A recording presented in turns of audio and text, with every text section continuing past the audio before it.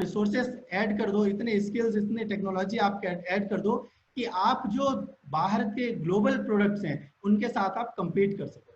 और सर सब कहने सुनने की बातें होती है, जब तक आपका प्रोडक्ट ग्लोबली compete नहीं कर पाएगा, क्वालिटी नहीं रहेगी, nobody is going to buy that your product। तो सबसे पहले जो बात ये है, सरकार ने जो इनिशिएटिव लिया है वो यही लिया है कि वो आपको फंडिंग देंगे, आपको सपोर्ट देंगे, so that you can build up yourself, आप खुद को इतना मजबूत बना दो। तो आत्मनिर्भर की अगर आप बात कर दो तो प्रधानमंत्री जी ने 5 पिलर जो बताए थे, the first one is economy, जिसमें वो बोल रहे हैं कि हमें क्वांटम जंप लाना है।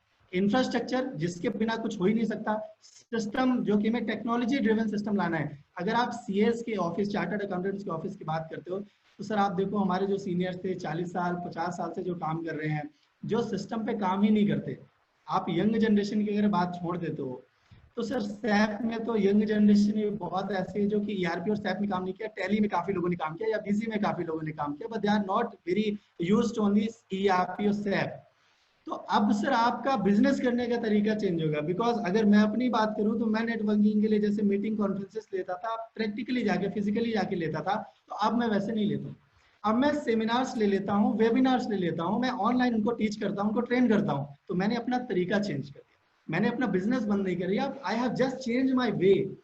सो this is the 21st century, जहाँ को आपको टेक्नोलॉजी ड्रिवन, आपको टेक्नोलॉजी से कनेक्ट होना है। अगर आप वो नहीं कर रहे हैं ना तो सर आप बिल्कुल पीछे चले जाएंगे।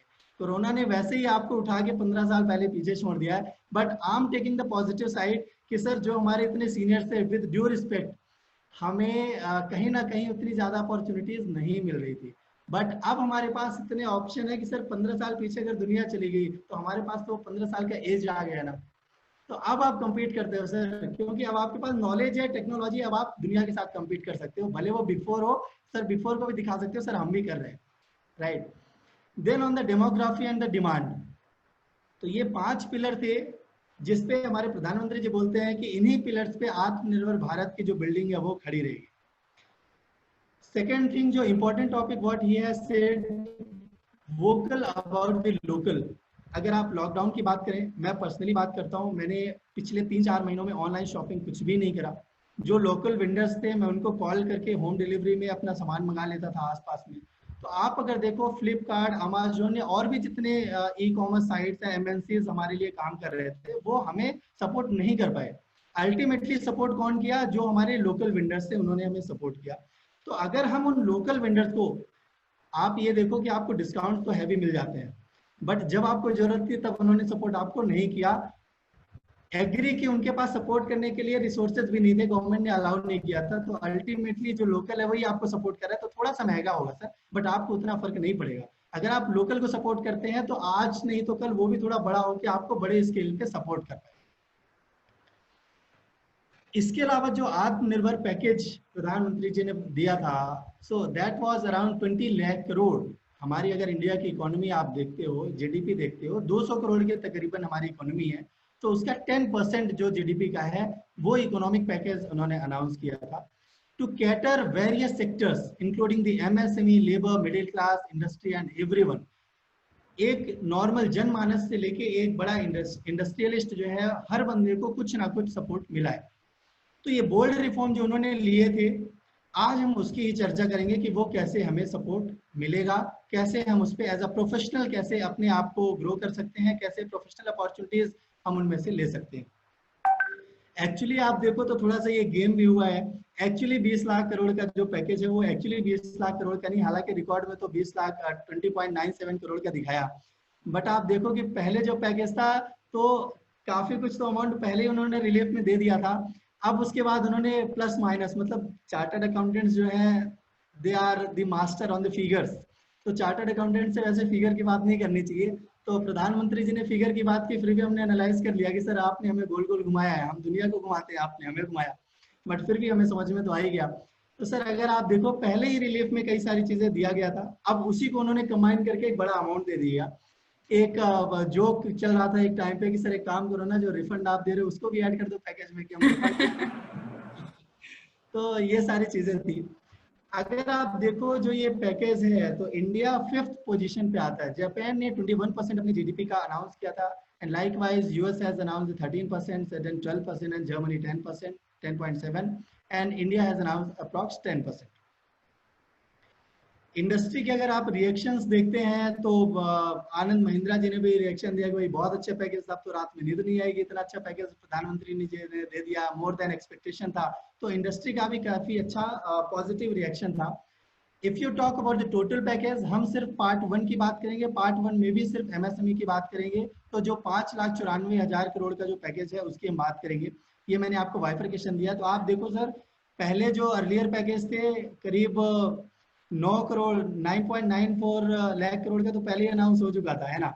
अब इस बार जो उन्होंने 4-5 दिनों में दिया वो 11.02 का हमें दिया है। तो अब हम बहुत इसके डिटेल में नहीं जाएंगे क्योंकि हमने पहले एनालिसिस कर लिया, इसका जितना भी बैलेंस शीट हमने पहले ही ड्रॉ कर लिया। So if you talk about the first part में भी आप अगर देखो the first one 3 lakh crore. अच्छा, एक बात है कि जैसे ये पैकेज आता है ना तो हम इसके अंदर नहीं जाते, हम सिर्फ ये देखते हैं oh my god 3 lakh crore दे दिया, मतलब जैसे सबके घर भर गए, ऐसा लोग मतलब करने लगते हैं कि जैसे हमें ही सारा कुछ मिल गया। जबकि प्रैक्टिकल आप देखो, अगर बैंकर्स का देखो, बैंक नए लोन नहीं दे रहे सर। किसी भी बैंक के पास आप फंडिंग के लिए जाओगे वो नहीं दे रहा। आप बोलते हो कोलेटरल फ्री, बट बैंकर देने को तैयार नहीं। आप लाख पेपर ले जाके दे दो, उनका कहना है कि सर मैंने अगर आपको लोन दे दिया, I am talking about the practical aspect. मैंने प्रैक्टिकल अपने क्लाइंटेल में मैं डील कर रहा हूँ पिछले 2-3 महीनों से।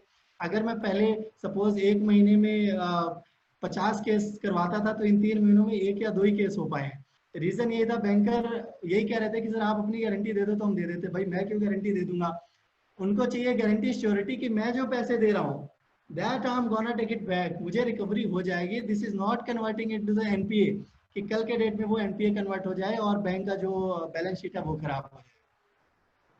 So the first one, working capital facility was 3 lakh crore. Then subordinate debt for stretched MSME, ये बहुत अच्छा वेलकम मूव था 20,000 करोड़ का। Then fund of fund MSME के लिए जो 50,000 करोड़ का दिया गया था।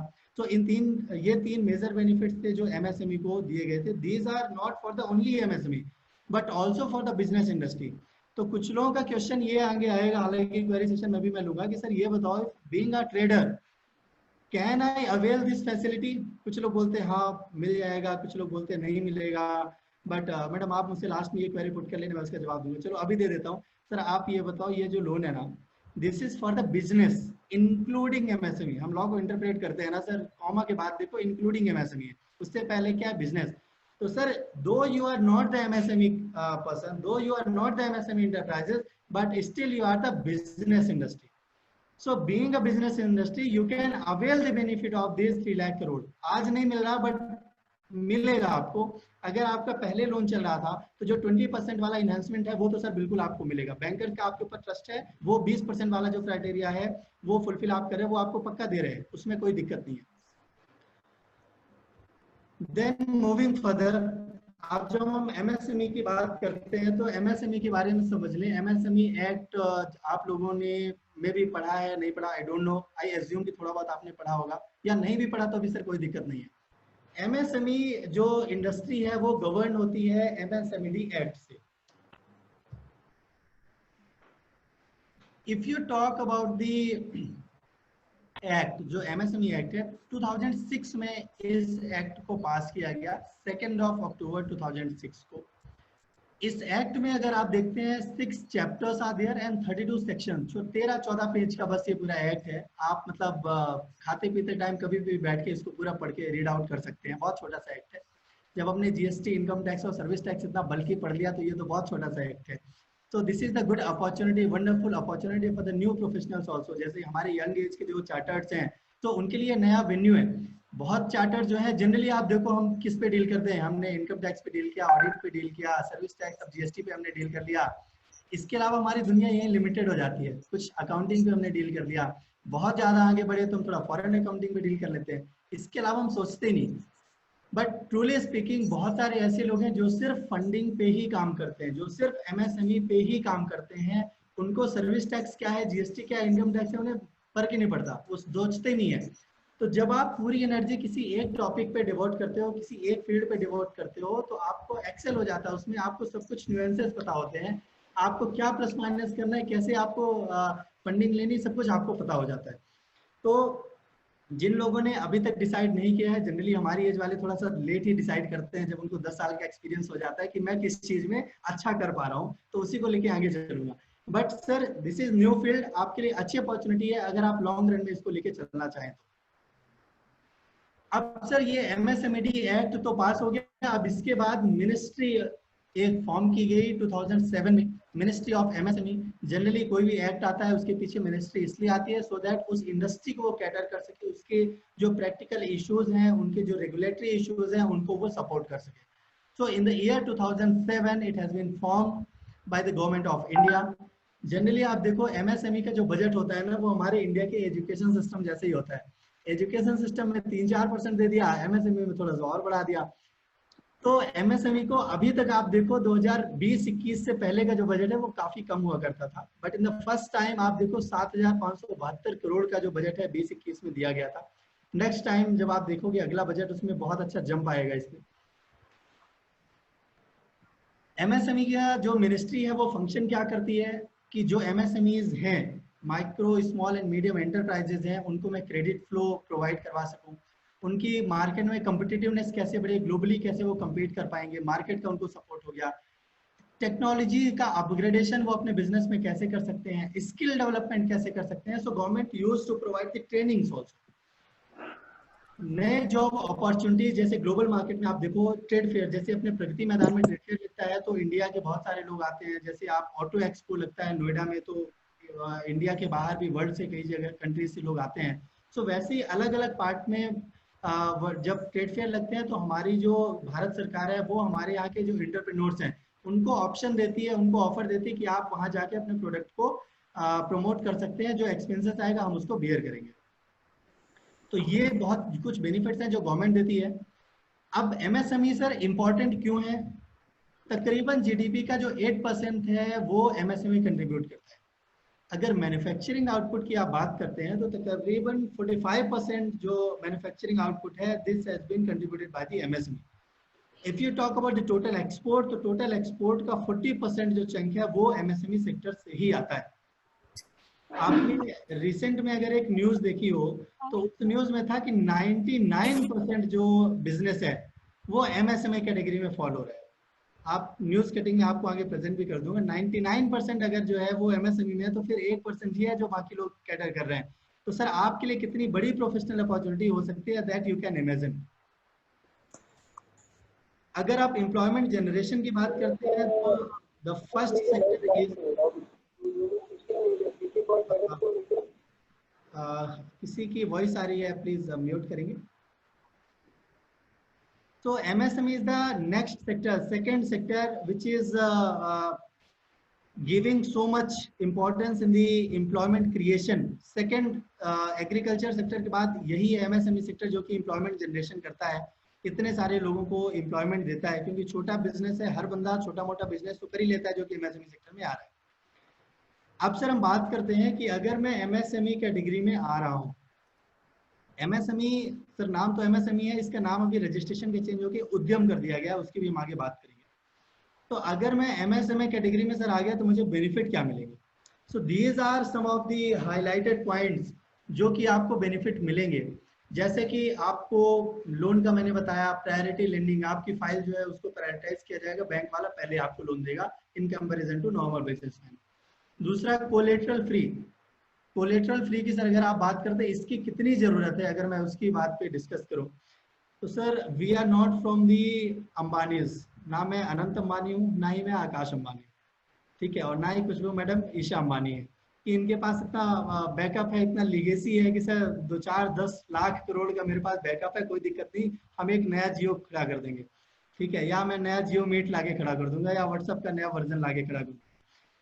अगर मैं फर्स्ट जनरेशन एंटरप्रेन्योर हूँ तो प्रैक्टिकल इशू आप मुझसे पूछो ना सर कि प्रैक्टिकल इशू मुझे कितना हो रहा है, ना तो बैंक को मुझ पे भरोसा है, मुझे खुद पे तो भरोसा है नहीं, बैंक को कैसे भरोसा होगा। मैं खुद सोचता हूँ कि सर जो मैं आइडिया लेके जा रहा हूँ ये चलेगा या नहीं चलेगा, पहले तो मैं खुद पे इतना डाउट रहता हूँ। मैंने थोड़ा डाउट चलो क्लियर करके बैंक के पास जाता तो वो और डिमोरलाइज कर देता है कि भाई तुम्हें मैं पैसा दे दूंगा, वो डूब जाएगा, तो जैसे बोलता है डूब जाएगा तो मेरा जो क्या कहते हैं और है वो यहाँ से बिल्कुल नीचे गिर जाता है। तो सर हमें सिक्योरिटी की बात करो, फर्स्ट जनरेशन एंटरप्रेन्योर, तो उनके पास उतने पैसे भी नहीं होते कि मैं सिक्योरिटी में प्रॉपर्टी दे दूं, तो इसलिए इतनी ज्यादा जरूरत है। तो गवर्नमेंट ने सोचा कि हाँ बिल्कुल आपको जरूरत है और आपके पास बैकिंग नहीं है, तो हम आपको कोलेट्रल फ्री लोन दिलवाने की कोशिश करेंगे। तो बैंक को सिक्योरिटी चाहिए, तो वो सिक्योरिटी सरकार देगी। सरकार ने एक ट्रस्ट बिल्डअप कर दिया कि इस ट्रस्ट के थ्रू बैंकर्स को सिक्योरिटी दी जाएगी। फिर इसके बाद प्रमोशनल सब्सिडी की बात करें, आपको कंसेशनल रेट में इंटरेस्ट मिल जाता है, पेटेंट रजिस्ट्रेशन में आपको बेनिफिट होता है, अगर आपने ओडी लिया है तो उसमें आपको रेट में एग्जेम्पशंस मिलते हैं। इंपॉर्टेंट पॉइंट जो 2018 से चलता आ रहा है कि अगर एमएसएमई सेक्टर का कोई व्यापारी है, कोई बिजनेसमैन है, आपका वेंडर है, और आपने अगर उसको पेमेंट नहीं किया 45 डेज में, तो सर आपको नॉर्मल जो इंटरेस्ट रेट है उसका 3 गुना इंटरेस्ट रेट आपको देना पड़ेगा। अपने फाइनेंशियल स्टेटमेंट्स में आपको डिस्क्लोजर देना पड़ेगा। तो कोई भी स्टेक होल्डर अगर आपके फाइनेंशियल्स को देख रहा होगा तो उसको इजीली समझ में आ जाएगा कि आपने उस बंदे के साथ डिफॉल्ट किया, तो मेरे साथ तो डिफॉल्ट आप कभी भी कर सकते हो। दूसरा, अगर आईएसओ सर्टिफिकेट के लिए आप जाते हैं तो जो चार्जेस होंगे आपको उसमें भी रिम्बर्समेंट मिल जाएगी। इलेक्ट्रिसिटी बिल में आपको रिम्बर्स मिलेगी, market assistance, technology and the other support, capital grant for the infrastructure, compliance exemptions and support, ये सारे बेनिफिट्स जो है वो एक एमएसएमई को मिलते हैं। और भी होते हैं बट मैंने मेजर पॉइंट आपके सामने रखा है। अब हमने बात की एंटरप्रेन्योर, इंटरप्राइज। ये इंटरप्राइज है क्या? तो अगर आप एमएसएमई एक्ट को देखते हैं तो उस एक्ट में सेक्शन 2 जो होता है वो डेफिनेशन का ही होता है। उसमें अगर ई में आप जाके देखोगे तो वहां बोलता है कोई भी इंडस्ट्रियल अंडरटेकिंग है या कोई भी बिजनेस कंसर्न है या कोई अदर एस्टेब्लिशमेंट है, कुछ भी नाम उसका ले लो आप, either he is engaged in the manufacturing और द प्रोडक्शन ऑफ गुड्स और द सर्विसेज। मुझे लगता है दुनिया में इन दो चीजों के अलावा कोई नहीं होगा, या तो गुड्स में डील कर रहा होगा या सर्विसेज में। हमारा जीएसटी लॉ भी यही कहता है कि either you are the supplier of goods और द सप्लायर ऑफ सर्विसेज। तो एमएसएमई एक्ट ने भी बोला कि बस दो ही कैटेगरी होगी, या तो आप गुड्स में डील कर रहे होंगे या आप सर्विसेज में डील कर रहे होंगे। दोनों में से किसी में भी डील कर रहे होंगे तो आप क्या हो? एंटरप्राइज हो। अब अगर आप एंटरप्राइज हो and you want the status of micro, small and medium, तो उसमें क्लासिफिकेशन कैसे होएगा? अगर आप 2006 की बात करें, जैसे मैंने कहा कि पहले तो दुनिया सो रही थी, सरकार भी सो रही थी, हम प्रोफेशनल्स भी सो रहे थे, किसी को बॉदर ही नहीं था कि सर 2006 में जो डेफिनेशन लाई गई थी, पहले क्या था? दो सेक्टर थे, सर्विस और मैन्युफैक्चरिंग। पहले क्राइटेरिया क्या था? इन्वेस्टमेंट का criteria, investment in plant and machinery and the equipment for the service sector. So if you talk about the threshold limit, तो आप थ्रेशोल्ड लिमिट को देखो तो लगेगा सर आज तक क्या इनकम टैक्स का इन्फ्लेशन तब से लेके 2020 तक इतना चेंज हो गया, महंगाई इतनी बढ़ गई, लोगों को टीएडीए इतना मिलने लगा, सैलरी में इतना बूस्ट हो गया। पहले 5 रुपए में इतनी सारी चीजें मिल जाती थी 10 रुपए में, और आज तो 5-10 रुपए कुछ है ही नहीं। लेकिन ये थ्रेशोल्ड जो है ये 2006 से अभी तक इतना ही था। मतलब जो एमएसएमई वाले हैं कितने अच्छे व्यापारी हैं कि ये सिर्फ इसी लिमिट में रहना चाहते हैं, इससे ऊपर वो बिजनेस नहीं करना चाहते। सो इस this was the intention of the government, क्या वो ऐसा सोचती थी? क्योंकि पिछले 14 साल में सर कोई चेंज नहीं लाया, कोई अमाउंट में चेंज नहीं लाया। उनको लगता था कि नहीं नहीं आप छोटे व्यापारी हो, छोटे ही रहो, अगर आप बड़े हो जाते तो फिर आप इस कैटेगरी में नहीं आ सकते। लोगों ने अपने रिप्रेजेंटेशंस दिया, अब प्रोफेशनल्स ने, हम सब ने रिप्रेजेंटेशंस दिया, और फाइनली थैंक्स टू कोरोना कि उसने अपॉर्चुनिटी दी, सरकार को सोचने में मजबूर किया।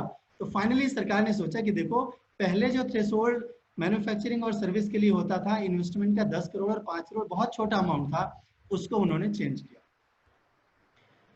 13 मई को उन्होंने बोला कि सर देखो जो आपका सर्विस और मैन्युफैक्चरिंग का दोनों को हम क्लब कर देते हैं, अब दोनों को सेपरेट हम नहीं देंगे।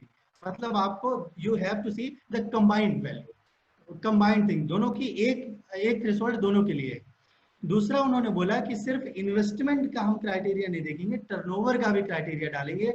एक बार बहुत पहले एक ये 2016 या 17 में कभी एक मेमोरेंडम में एक ऐसा डिस्कशन हुआ था कि टर्नओवर का क्राइटेरिया लाना है, बट एक्चुअल इंप्लीमेंट नहीं हो पाया था। बट नाउ 13 तारीख को वो लेके आए कि चलो हम एक टर्नओवर का भी क्राइटेरिया देते हैं। फिर भी सर देखो आप, इन्वेस्टमेंट का क्राइटेरिया माइक्रो के लिए उन्होंने बोला 1 करोड़, और टर्नओवर का ठीक 5 टाइम्स, अगर आप देखते हो 1 करोड़ का 5 टाइम्स 5 करोड़ का टर्नओवर हो गया। स्मॉल कैटेगरी में है तो 10 करोड़ और उसका 5 टाइम 50 करोड़ का टर्नओवर। मीडियम कैटेगरी में इन्वेस्टमेंट 20 करोड़ और टर्नओवर 100 करोड़। बट सर बात तो अभी भी नहीं बनी, अभी भी अमाउंट काफी कम है।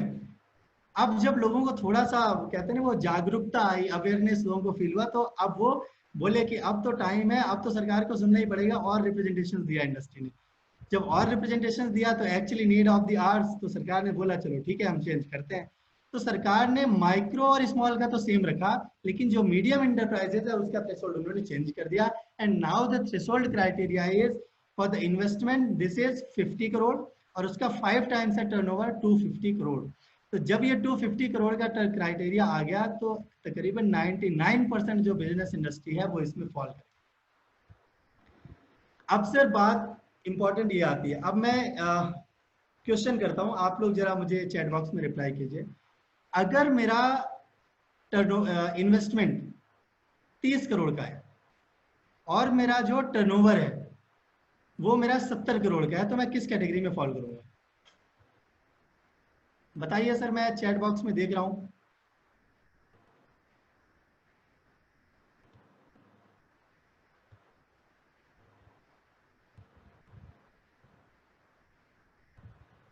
Medium, small, Piyush ji medium कह रहे हैं, तीक्षण जी बोल रहे हैं कहीं नहीं फॉल करेगा। स्मॉल, चलो एक मैं एंटी क्वेश्चन इसमें और डालता हूं, चलो आप कैटेगरी वाइज छोड़ दो। लेट से जो माइक्रो कैटेगरी का या स्मॉल कैटेगरी का जो मेरी थ्रेशोल्ड थी उसमें टर्नओवर और इन्वेस्टमेंट दोनों है। लेट से मैंने इन्वेस्टमेंट का क्राइटेरिया जो है वो मेरा क्रॉस हो गया, अब क्या होगा? मैं मीडियम में पहुंच जाऊंगा या मैं स्मॉल में रह जाऊंगा? क्योंकि ना ही मैं मीडियम का फॉल कर रहा हूँ ना ही मैं स्मॉल का कर रहा हूँ, तो मैं जाऊंगा कहाँ सर?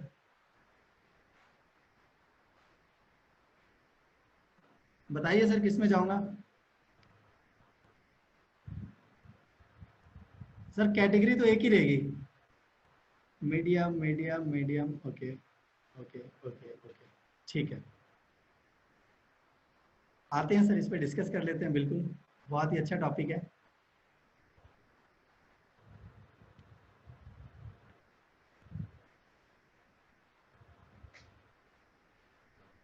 इसमें सर एक बात मैं आपको बताना चाहता हूँ,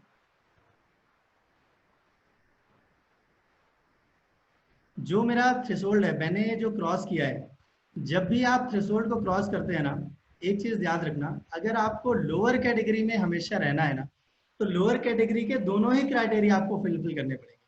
मतलब अगर आप माइक्रो कैटेगरी में रहना चाहते हैं तो आपका इन्वेस्टमेंट 1 करोड़ से कम और टर्नओवर 5 करोड़ से कम ही रहना चाहिए। अगर दोनों में से कोई एक भी आपका क्रॉस हो जाता है तो आप अपग्रेड कर दिए जाएंगे, आपका जो है आपको प्रमोट कर दिया जाएगा अगले कैटेगरी में कि सर आप अगले अगले कैटेगरी में रहो। अगर आपको लोअर में आना है तो आपको दोनों ही क्राइटेरिया मीट करना पड़ेगा।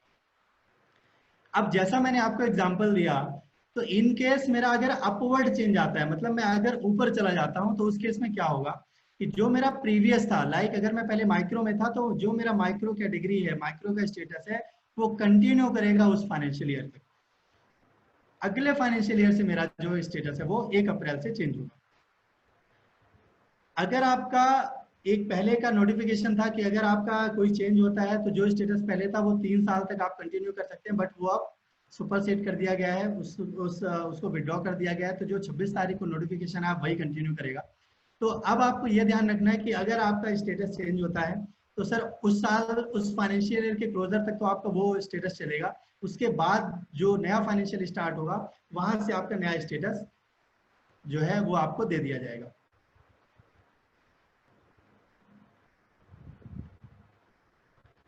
इसके बाद कुछ क्वेश्चन और मैं डालूं सर आपके साथ? चलिए सर, आप मुझे एक बात ये बताओ कि आपका जो टर्नओवर या आपका जो इन्वेस्टमेंट है उसकी वैल्यू क्या लेंगे आप सर? कौन सी वैल्यू आप लेंगे, किस दिन की वैल्यू लेंगे? लेट से एक एग्जांपल मैं देता हूं, अगर मेरा इनिशियल इन्वेस्टमेंट था 50 करोड़ का या 30 करोड़ का, फिर 10 करोड़ का मैंने और इन्वेस्टमेंट कर दिया, तो अब जब मैं रजिस्ट्रेशन ले रहा हूं तो क्या मैं 30 करोड़ दूंगा या 40 करोड़ दूंगा?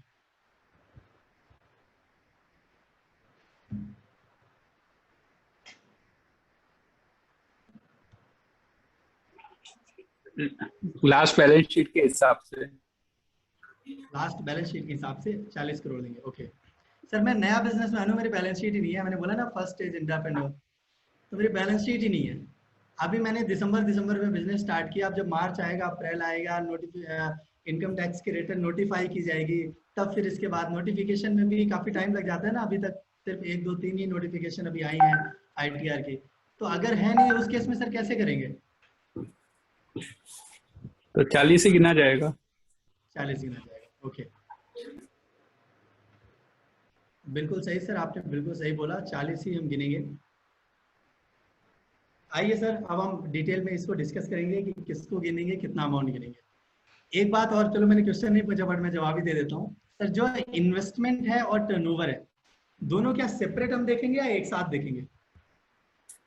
दोनों को एक एक साथ साथ। देखेंगे, बिल्कुल राइट, क्योंकि कंपोजिट क्राइटेरिया है ये, दोनों के एक साथ ही मुझे देखना है। और दोनों में अगर चेंज होता है तो वो मैंने आपको बता दिया कि कैसे होएगा। अब इसके बाद जो मेरा टर्नओवर है, लेट से अगर आप जीएसटी की बात करते हो, so if I am the transporter, और ट्रांसपोर्टर के केस में या कोई और मेरा बिजनेस है, मैंने 25 स्टेट में रजिस्ट्रेशन ले रखा है। मैं कंपनी हूँ प्राइवेट लिमिटेड, मैंने 25 स्टेट में अलग अलग जीएसटी रजिस्ट्रेशन ले रखा है। तो अब सर क्या मैं एमएसएमई के या उद्यम के 25 रजिस्ट्रेशन ले सकता हूँ अलग अलग, या नहीं ले सकता हूँ? पहले तो ये होता था ना एमएसएमई में, जब तक ये रूल, ये 26 तारीख से पहले या 1 2 महीने पहले आप बात करो, लोगों के पास ले 30 सकते हो रजिस्ट्रेशन थे। अलग अलग। अलग अलग नहीं, नहीं ले सकते। नहीं ले सकते। पहले क्या था, पहले लोग बिल्कुल आराम से ले रहे थे, कौन चेक करने वाला है। एमएसएमई तो कुछ होता ही नहीं था, बस एक पेपर था कि बस हमने सर्टिफिकेट ले लिया, डाउनलोड कर लिया, ले भाई पकड़ ले, तो मुझे लोन देना है दे दे इसके बेसिस में, ठीक है। अब सर आपको जो नया क्राइटेरिया है उसके according, in case you have 25 units you are running all over the states, तो अंडर सेम पैन, अगर अंडर सेम पैन है तो आपके उन सारे यूनिट्स का जो टर्नओवर है वो क्या कर दिया जाएगा, क्लब कर दिया जाएगा। क्लब करके जो एग्रीगेट अमाउंट होएगा वो देखा जाएगा कि अब आप इन्वेस्टमेंट को और अपने टर्नओवर को कंप्लाई कर रहे हैं एमएसएमई के अकॉर्डिंग या नहीं। अगर आप कर रहे होंगे only then you will get the registration, otherwise not.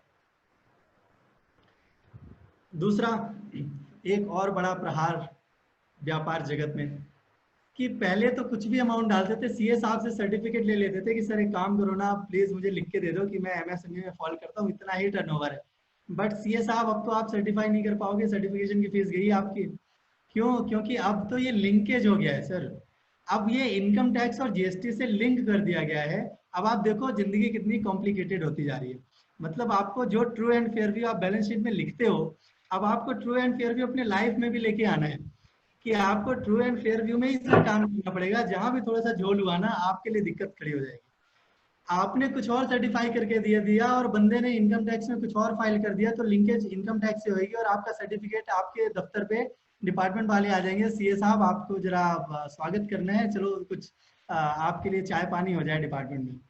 तो सर आपको खास तौर से इन चीज़ों का ध्यान रखना है। अब लिंकेज कर दिया गया है, जो आपको अपने से डिटेल डालनी थी अब वो इनेबल अभी नहीं है, मतलब वो डायरेक्टली पिक करेगा आपकी इनकम टैक्स रिटर्न फाइलिंग जो आपने इनकम टैक्स डिपार्टमेंट में की है या जीएसटी में की है, डायरेक्टली वहां से लेगा। बट सर एक इशू यहाँ पे और भी आएगा, अगर जीएसटी से वो टर्नओवर को मैच करना चाहेगा तो मैच नहीं कर पाएगा। कोई मुझे लॉजिक दे सकता है कि जीएसटी का टर्नओवर और इनकम टैक्स का टर्नओवर मैच क्यों नहीं करेगा?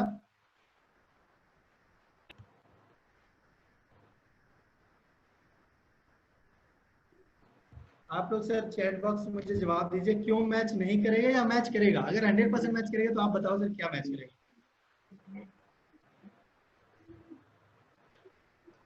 रेवेन्यू रिकॉग्निशन इंडिया, सर इतनी बड़ी बात अभी नहीं करते इंडियस की, और सेपरेट रजिस्ट्रेशन ईच स्टेट, ठीक है सर, तो कोई बात नहीं। तो इनकम टैक्स में तो सर क्लब कर दिया जाएगा ना, कंसोल करेंगे तो भी हो ही जाएगा ना, सबका इकट्ठा करेंगे तो। फिर कंसोलिडेशन का भी आप इंडियस वाला डाल ही दो। टाइम ऑफ सप्लाई और कुछ खास है मतलब अभी आया नहीं। Advance receive in case of service में जीएसटी लगेगा सर, जो मेरा पीएल में क्रेडिट नहीं होता है। और कुछ, और इसके अलावा कुछ और है सर? आप ये बताओ, मेरी 25 यूनिट है, मैं एक यूनिट से दूसरे यूनिट को देता हूँ तो जीएसटी मेरी टर्नओवर हो जाएगी ना।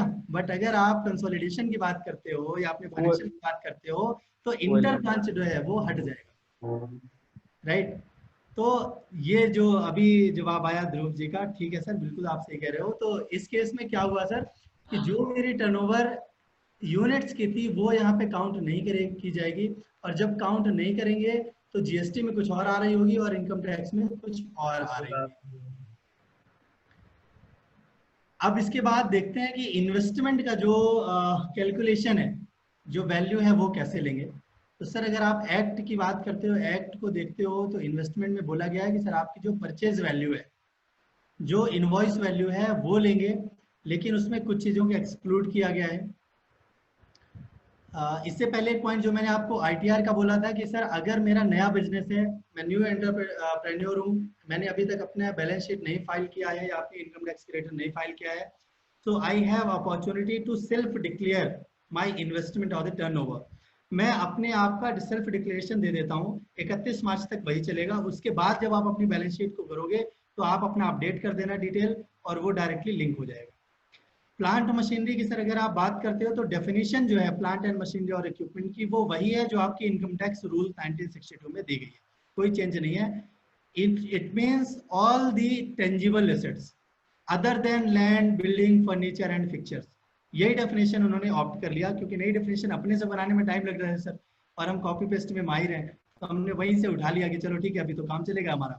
परचेज वैल्यू को सर लिया गया irrespective whether this is the first hand और द सेकंड हैंड। मतलब अगर आप अपने इंडस्ट्री के लिए सेकंड हैंड प्लांट मशीनरी भी लेते हैं तो उसको भी आप इन्वेस्टमेंट में लेंगे, और उसकी जो परचेज वैल्यू होगी वही आपके इन्वेस्टमेंट में काउंट की जाएगी। सर एक क्वेश्चन आ रहा है, यस, वो कह रहे हैं कि हमने जो डिक्लेरेशन दी है अगर मार्च में वो डिक्लेरेशन से ज्यादा वैल्यू हो जाए तो क्या? आपने जो डिक्लेरेशन दी है तो कोई दिक्कत नहीं, आपने जो पहले दी है वो तो विद इन लिमिट वाली दी होगी, और जब आप से मार्च के बाद जब अपनी आईटीआर फाइल करेंगे और अगर इस थ्रेशोल्ड से बाहर चले जाते हैं तो आपका एमएसएमई जो सर्टिफिकेट है वो ले लिया जाएगा वापस। ठीक है। अब सर इसमें एक एक्सप्लेनेशन दी गई जिसमें बोला गया कि जो इसकी वैल्यू है उसमें कुछ चीज़ों का इंक्लूड नहीं किया जाएगा, like cost of pollution control equipment, R and D का अगर कुछ एक्सपेंस है, या इंडस्ट्री सेफ्टी डिवाइसेस है, या कोई ऐसी सिमिलर चीज़ें हैं, इनको उन्होंने वैल्यू से एक्सक्लूड किया है। अगर आप रजिस्ट्रेशन की मैं स्क्रीन भी दिखाऊंगा आपको, वहाँ पे भी उन्होंने इनेबल कर रखा है कि आप इनसे रिलेटेड जो चीज़ें, क्योंकि ये तो आपने अपने आईटीआर में तो एफए का जो शेड्यूल होता है वहाँ पे अलग से नहीं डाल रखा होता है, आपने तो प्लांट मशीनरी के अंदर डाल दिया ग्रॉस वैल्यू में, तो उनको आइडेंटिफाई करने में इश्यू होगा। तो उन्होंने बोला चलो मैं वैल्यू तो उठा लूंगा बट आप एक्सक्लूजन की डिटेल दे दो सो दैट मैं नेट वैल्यू पे आपके पहुंच सकूं। तो ये जो चीजें हैं ये एक्सक्लूड की गई हैं, इनको काउंट नहीं किया जाएगा वैल्यूएशन में। अब हम टर्नओवर की बात करते हैं sir. So if you talk about the turnover, तो टर्नओवर में सर एक्सपोर्ट का टर्नओवर ये भी एक बहुत बड़ी वजह थी कि जो बहुत सारे इंडस्ट्री इस सेक्टर में आ गई। क्यों कि अगर लेट्स टेक एन एग्जांपल, मेरा टर्नओवर 1200 करोड़ का, 1200 करोड़ का मेरा टर्नओवर है, जिसमें से 1100 करोड़ का जो टर्नओवर है वो एक्सपोर्ट का है, और 100 करोड़ का जो टर्नओवर है वो मेरा डोमेस्टिक है। तो सर क्या मैं एमएसएमई में फॉल करूंगा? बिल्कुल करूंगा सर, आपने बोला है कि एक्सपोर्ट को लेना नहीं, तो अगर एक्सपोर्ट को लेना नहीं तो मैं कैटेगरी में फॉल कर रहा हूँ, मुझे एमएसएमई का सर्टिफिकेट दो और बिल्कुल सर आपको मिलेगा। तो ये डिटेल थी। अब सर एक बात ये भी आती है, एक ट्रांजिशनल की भी मैं आपको बात बताता हूँ कि जो मेरे पास पुराना रजिस्ट्रेशन था वो कब तक चलेगा। जो एमएसएमई का मैंने सर्टिफिकेट ले लिया था, अब आपको अभी मैं उद्यम में आता हूँ तो कवर करूंगा, अभी पिक नहीं करता हूँ उसे। अब उद्यम में हम आते हैं। उद्यम ने बोला कि सर There is जो a आप, question. Yes yes please, Excuse me, sir. Your voice is not Audible. Certificate from CAs. Am I audible now? Hello. Am I audible? Yeah, can you please repeat that?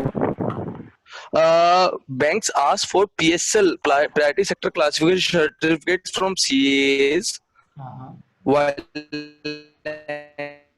lending any आपकी working capital. Voice clear नहीं है sir. Your आप voice Hello. is going. Can you type it in the chat box? आप text में भेज दीजिए sir, मैं आपको रिप्लाई कर दूंगा। Yes.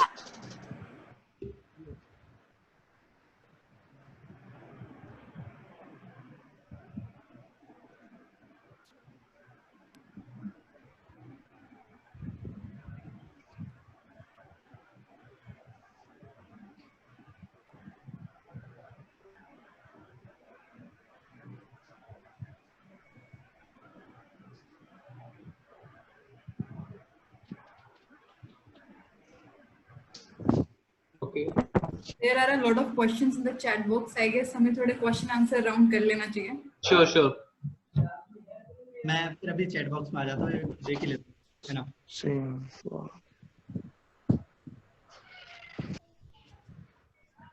अगर इन्हें समराइज करके ध्रुव आप एक क्वेश्चन कर लो तो मैं रिप्लाई कर दूं सबका, या फिर मैं एक एक रीड करके करूं. सर मैं हेल्प करता हूं सर आपकी. Okay. Sir Dinesh Bansal ji, similar questions भी होंगे तो इसलिए मैं कह रहा हूं. हाँ सर मैं एक दिनेश बंसल जी का क्वेश्चन पिकअप कर रहा हूँ. यस. इन्होंने लिख रहा है banks ask for priority sector classification certificate from CA for various loans, so all these provisions of MSME would apply for same. Yes.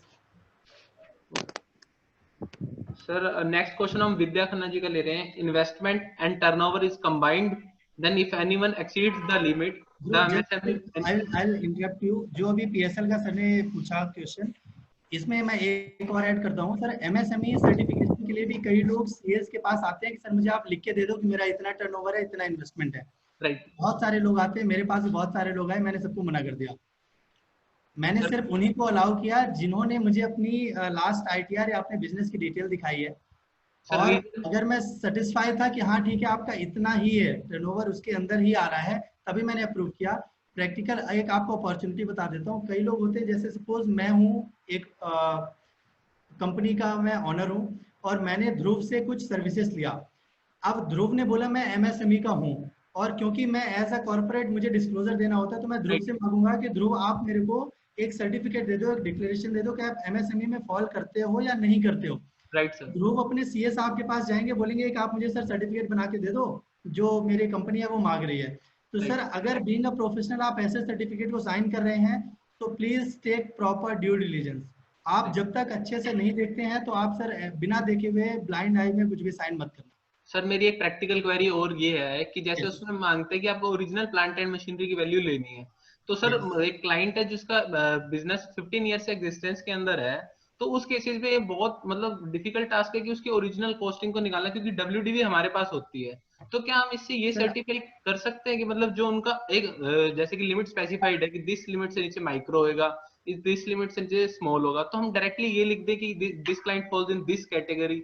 अगर उसकी एक्चुअल कॉस्ट को निकालने की बजाय हम अप्रोक्सीमेटली वर्ड यूज कर दें कि भाई ओरिजिनल अप्रोक्सीमेट वैल्यू इतनी हो सकती है and WDV as on 31st March 20 is this, and we category in the micro, small or medium enterprise whichever is the applicable clause on that time. तो क्या हम ऐसे कर सकते हैं, या एक्चुअल सर 15 साल का डाटा निकालना बहुत मुश्किल हो जाता है सर, कि 15 साल वो भी ओरिजिनल वैल्यू निकालना उसके लिए, and client is not paying for that sir. Agreed दो. इसमें एक पॉइंट मैं आपको ये बोलूंगा कि अगर पॉसिबल हो तो आप कैटेगराइजेशन करके तो उसको नहीं दो. अगर पॉसिबल हो तो कैटेगराइजेशन आप अपने एंड पे मत करो. आप उसको बोलो कि सर आपकी इतना इन्वेस्टमेंट है या इतना टर्नओवर है, वो मैं आपको लिख के दे रहा हूँ, वो सर्टिफाई कर रहा हूँ. वो भी अगर आपके पास बेसिस है तो. आपको पता होगा ना, पहले प्रोजेक्शंस कई लोग साइन करते थे, बाद में स्टेट में मना कर दिया कि प्रोजेक्शंस नहीं. बेसिस उसका क्या था कि सर हमारे पास कुछ हवा में बातें चल रही है और मैं उसको सर्टिफाई कर रहा हूँ. Correct sir. हवा में चलने वाले sorry to interrupt you. Yes, basically CA certificate में अप्रोक्सीमेशन कुछ वर्ड ही नहीं होता. अगर हम सर्टिफिकेशन करें that is the exactly. Certificate का मतलब समझो ना सर, आप एब्सोल्यूट नंबर बोल रहे हो, सर्टिफिकेट एब्सोल्यूट बोल रहे हो. एश्योरेंस भी हम क्या देते हैं, रीजनेबल एश्योरेंस देते हैं जब ऑडिट करते हैं, बट यहाँ पे सर्टिफिकेट मतलब एब्सोल्यूट एश्योरेंस आप दे रहे हो कि बिल्कुल सब कुछ ठीक है, जो कि दूर दूर तक नहीं होता. तो इस चीजों से सर आप, है ना. I totally agree with you. But nowadays ना, अगर आप किसी अच्छी कंपनी से बिजनेस कर रहे हैं तो जब आपका वेंडर कोड ओपन हो तो कंपनी ही मैनेजमेंट डिक्लेरेशन मांग रही है whether you are listed in MSME or not. Correct. तो वहां पे सर, वहां पे आपको अगर पुराना, जैसे आपने बोला 15 साल से आपका बिजनेस चल रहा है, तो आप पुराने बैलेंस शीट के नंबर्स उठाओ और बोलो based on the balance sheet dated this we have taken the number. आप जो वहां से इन्वेस्टमेंट या टर्नओवर का नंबर लोगे, आप उसको लिखो कि इस बैलेंस शीट के बेसिस में मैंने ये नंबर लिया और बैलेंस शीट और PL मैंने अटैच कर दिया साथ में सर्टिफिकेट के. तो you will be set at that point. Thank you. Can we continue further? There is no further questions एक बार देख लो, कुछ और क्वेश्चंस है तो सर. रेलेवेंट क्वेश्चन सर यही थे. अगर किसी और की क्वेरी है तो मैं रिक्वेस्ट करूंगा प्लीज अपना क्वेरी रीपोस्ट कर दें. सर हम कंटिन्यू करते हैं. सर मुझे ऐसा कोई रेलेवेंट क्वेश्चन अभी दिखा नहीं स्लाइड के ऊपर, अगर कोई आता है तो हम उसे करते हैं. ओके, सो अभी हम मूव करते हैं. Sir there is, sorry to interrupt you sir, there is one more question. Investment and turnover is combined, Yes, then if anyone exceeds the limit, then MSME benefit cannot be taken. no. Okay sir. मैंने आपको क्या बोला, अगर आपको किसी भी criteria में रहना है, लोअर क्राइटेरिया में, तो दोनों आपको कंप्लाई करना पड़ेगा। अगर लाइक आप मीडियम कैटेगरी में जाते हैं और मीडियम में आपका इन्वेस्टमेंट बढ़ जाता है या फिर टर्नओवर बढ़ जाता है, दोनों में से एक कुछ बढ़ जाता है, तो आपको उससे बाहर कर दिया जाएगा। Sir, there is one more question from Mr. Tekchand. Yes. As on today, whether figures of year ending 31st March 2019 or 2020 have to be provided since 2020 return not filed? Sir अगर लेटेस्ट आपकी कौन सी balance sheet file है 19 की, तो अभी जो figure उठाएगा वो 19 से ही उठाएगा। Okay. क्योंकि वो आपको मैनुअली नहीं डालना, वो लिंक्ड है, तो इनकम टैक्स में आपने जो पीछे फाइल की होगी वही लिंक करके वो उठा लेगा। हम बेनिफिट्स एमएसएमई के बाद में डिस्कस करेंगे। विद्या जी आपका क्वेरी लास्ट में लिया जाएगा। Thank you. ये बेनिफिट्स मैंने ऑलरेडी पीपीटी में डाल दिए थे सर। यस, और कोई क्वेश्चन? सर मेरा एक क्वेश्चन ये है कि जैसे एक्सपोर्ट का टर्नओवर काउंट नहीं करना हमें, लेकिन जो हमारी आईटीआर फाइल्ड होंगी और व्हाटएवर जीएसटी रिटर्न्स फाइल्ड हुई हैं उसके अंदर तो हमें एक्सपोर्ट को भी टर्नओवर मानना होगा, तो क्या ये कहीं ऑटो पॉपुलेटेड तो नहीं है कि मतलब हमें कि कुछ स्पेसिफाई करना होगा वहां पे? नहीं सर, अभी ऐसा कुछ भी नहीं है। अब वो डिपार्टमेंट का इंटीग्रेशन देखना पड़ेगा कि कैसे उन्होंने इंटीग्रेट फर्दर किया है, क्योंकि पहले क्या होता था कि रजिस्ट्रेशन सर्टिफिकेट इमीडिएट मिल जाता था, अभी आपको एक रजिस्ट्रेशन नंबर मिल जाएगा, अप्रूवल मिलेगी सर। बैकएंड पे डेटा को प्रोसेस करेंगे, प्रोसेस करने के बाद आपको देंगे। There might be the possibility कि वो आपको एक क्वेरी रेज करें कि आप अपने टर्नओवर का बाइफरकेशन दो, अगर आपने अपने आईटीआर में नहीं डाला है। जनरली हम आईटीआर में फिल करते टाइम डालते हैं कि ये मेरा डोमेस्टिक टर्नओवर है, ये मेरा टर्नओवर, ठीक है, तो वहां से वो उसको पिक कर सकते हैं। ठीक है सर, विकास मित्तल जी का क्वेश्चन है या क्वेरी है, भैया अपने को वापस करना होगा जिसका एमएसएमई रजिस्ट्रेशन 1 अप्रैल का पहले लिया है। यस यस यस, 30 जून से पहले जिसने भी लिया था रजिस्ट्रेशन, अब आपको री रजिस्टर करना ही पड़ेगा। आप समझो 99% बिजनेसमैन आपके डोर स्टेप पे आने वाले हैं कि सर मेरा एमएसएमई सर्टिफिकेट करवा दो। Best opportunity for professional opportunity. Correct. आपको फीस लेने में बिल्कुल मतलब वो नहीं करना है कि चलो मेरा पुराना क्लाइंट है कोई बात नहीं कर देते हैं। राइट सर, एक क्वेश्चन आ रहा है पीपीटी शेयर के रिगार्डिंग। सर क्वेरीज आ रही हैं कि पीपीटी शेयर की जा, सर मेल से तो हम नहीं कर पाएंगे लेकिन पीपीटी शेयर जरूर की जा सकती है, वो एट द एंड कर देंगे हम पीपीटी को। ठीक है सर, हमें कंटिन्यू करना चाहिए सर, और जो क्वेरीज हैं वो हम लास्ट में लेंगे प्लीज। अभी बहुत कंटेंट है सर, अभी आपको मतलब बहुत ध्यान से सुनना पड़ेगा, क्वेरी थोड़ा सा लास्ट में लेंगे, है ना? Right sir, right, correct sir, can we continue?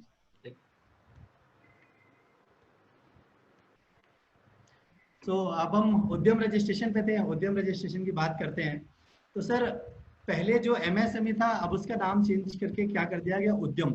मतलब अगर आप थोड़ा सा मतलब हरियाणा में, वैसे अगर यूपी वगैरह में आप देखो तो लोग पहले बोलते थे ये उद्यमी है, उसको बोलते थे उद्यमी है। तो अब सरकार ने भी आप देखो देसी भाषा को उठा लिया है और उन्होंने बोला है कि जो एंटरप्रेन्योर है हम उसे बोलेंगे उद्यमी, और जो रजिस्ट्रेशन वो कर रहा था उसे हम बोलेंगे उद्यम रजिस्ट्रेशन।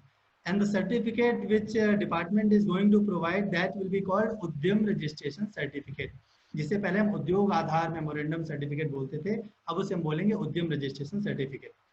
ये सर इफेक्टिव कब से है? 1 जुलाई, CA day, GST day, future में पता नहीं कोई और भी डे आ जाए, ये उद्यम रजिस्ट्रेशन डे तो और भी हो गया, तो ये तीनों डे सेम डे में है, तो 1 जुलाई से ये इफेक्टिव हो गया है।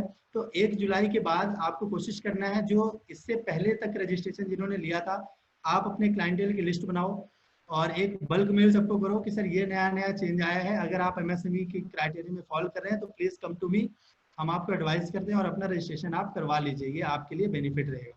ठीक है, अब सर आप विंडो देखो कि थोड़ा सा उन्होंने अट्रैक्टिव बनाया है। पहले तो उद्योग आधार का था, उससे अब लाख गुना अच्छा बना दिया है। इंस्टीट्यूट ने भी चेंज कर दिया अपना साइट को, बहुत अच्छा उन्होंने अट्रैक्टिव बना दिया। उद्यम का भी आप साइट देख रहे हैं तो बिल्कुल चेंज कर दिया गया है। और स्टेप आप देखो कि micro, small, medium, then champion कैसा बनाया है इन्होंने। यहाँ पे आप देखो 2 ऑप्शन दे रहे हैं, whether you have already registered और द न्यू रजिस्टर्ड। अगर आप पहले ही रजिस्टर्ड हैं तो आप उसमें क्लिक करेंगे और उसके प्रोसेस को फॉलो करेंगे। अगर आप नए रजिस्ट्रेंट हैं तो जैसे पुराना उद्योग आधार का प्रोसेस होता था, लाइक वाइज आपको ये प्रोसेस भी अप्लाई, जैसे आप इंटर करेंगे तो आपको प्रोसेस मिलेगा। मुझे अभी कुछ डिटेल मिली थी, कुछ स्क्रीनशॉट मिले थे, मैंने उनको आगे डाला है रजिस्ट्रेशन के लिए, मैं वो आपको दिखाता हूँ। ट्रांजिशनल की जैसे मैंने इनिशियली बात की थी कि अगर मेरा रजिस्ट्रेशन पहले था तो वो कब तक के लिए वैलिड रहेगा। तो सर 31 मार्च 2021 मतलब जो ये अभी फाइनेंशियल ईयर चल रहा है इसके क्लोजर तक मेरा जो पुराना सर्टिफिकेट है वो वैलिड रहेगा। उसके बाद आपका सर्टिफिकेट वैलिड नहीं रहेगा।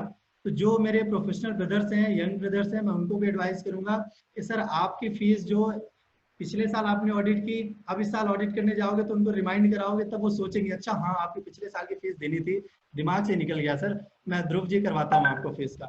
तो अगर आप अपने बिलिंग के साथ एमएसएमई सर्टिफिकेट भी बोल देते हो कि सर मैं एमएसएमई वाला हूँ और बीइंग कॉर्पोरेट मुझे आपकी रिपोर्ट में डिस्क्लोजर देना होगा कि आपने पेमेंट नहीं किया, तो वो आपको 45 डेज के अंदर पेमेंट कर देंगे। ठीक है, प्रोवाइडेड कि आप कुछ अल्टरनेट अरेंजमेंट आप उनसे एग्रीमेंट ना कर लें। सर इसका 3 टाइम्स उनको इंटरेस्ट देना होता है कंपनीज को अगर एमएसएमई। यस यस यस, आऊंगा मैं सर, उसको भी मैंने कवर कर रखा है। अब ये जो सर सिस्टम है इसके बारे में अगर मैं आपको बताता हूं,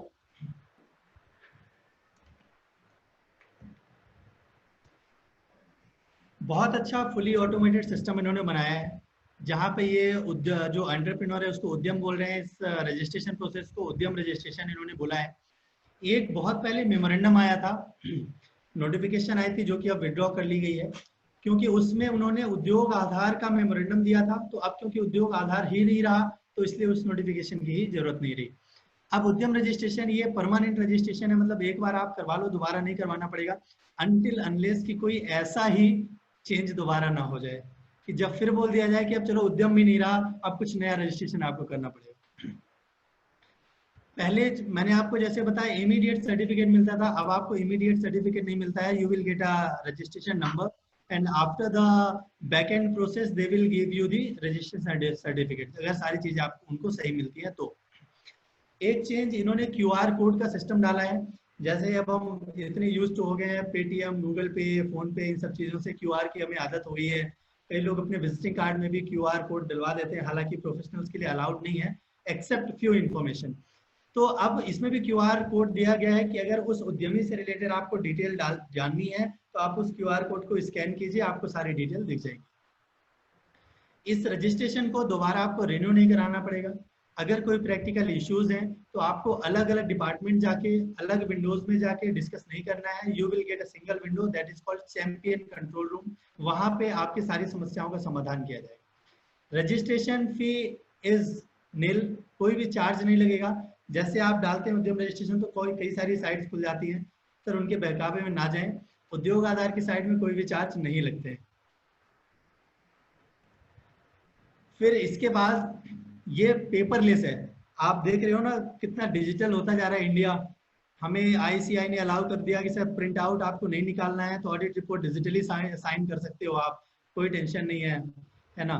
तो सारी चीजें डिजिटल वे में आगे बढ़ रही हैं। तो डिपार्टमेंट ने भी इसको डिजिटल किया और बोला आपको ना तो कुछ अपलोड करना है ना तो प्रिंट आउट निकालना है।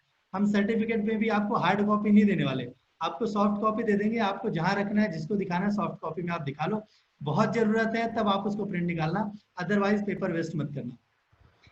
आधार बेस्ड रजिस्ट्रेशन है, जीएसटी और पैन से ये लिंक्ड है, वहां से आपको काफी चीजें लिंक करके और इंटीग्रेट किया गया है। जीएसटी और पैन नंबर मैंडेटरी है फ्रॉम 1/4/2021। तो सर अब आपका क्लाइंट जीएसटी के लिए भी आपके पास आएगा कि सर जीएसटी रजिस्ट्रेशन मेरा नहीं है, वो भी कर दो, ठीक है। पुराने रजिस्ट्रेशन का मैंने आपको बताया कि अब री रजिस्ट्रेशन करना पड़ेगा। एक नया चेंज कि पहले अगर मैं 15 रजिस्ट्रेशन एमएसएमई के लेके रखा हुआ था, अब सारे खत्म हो जाएंगे। अब आपको एक पैन पे एक ही रजिस्ट्रेशन मिलेगा।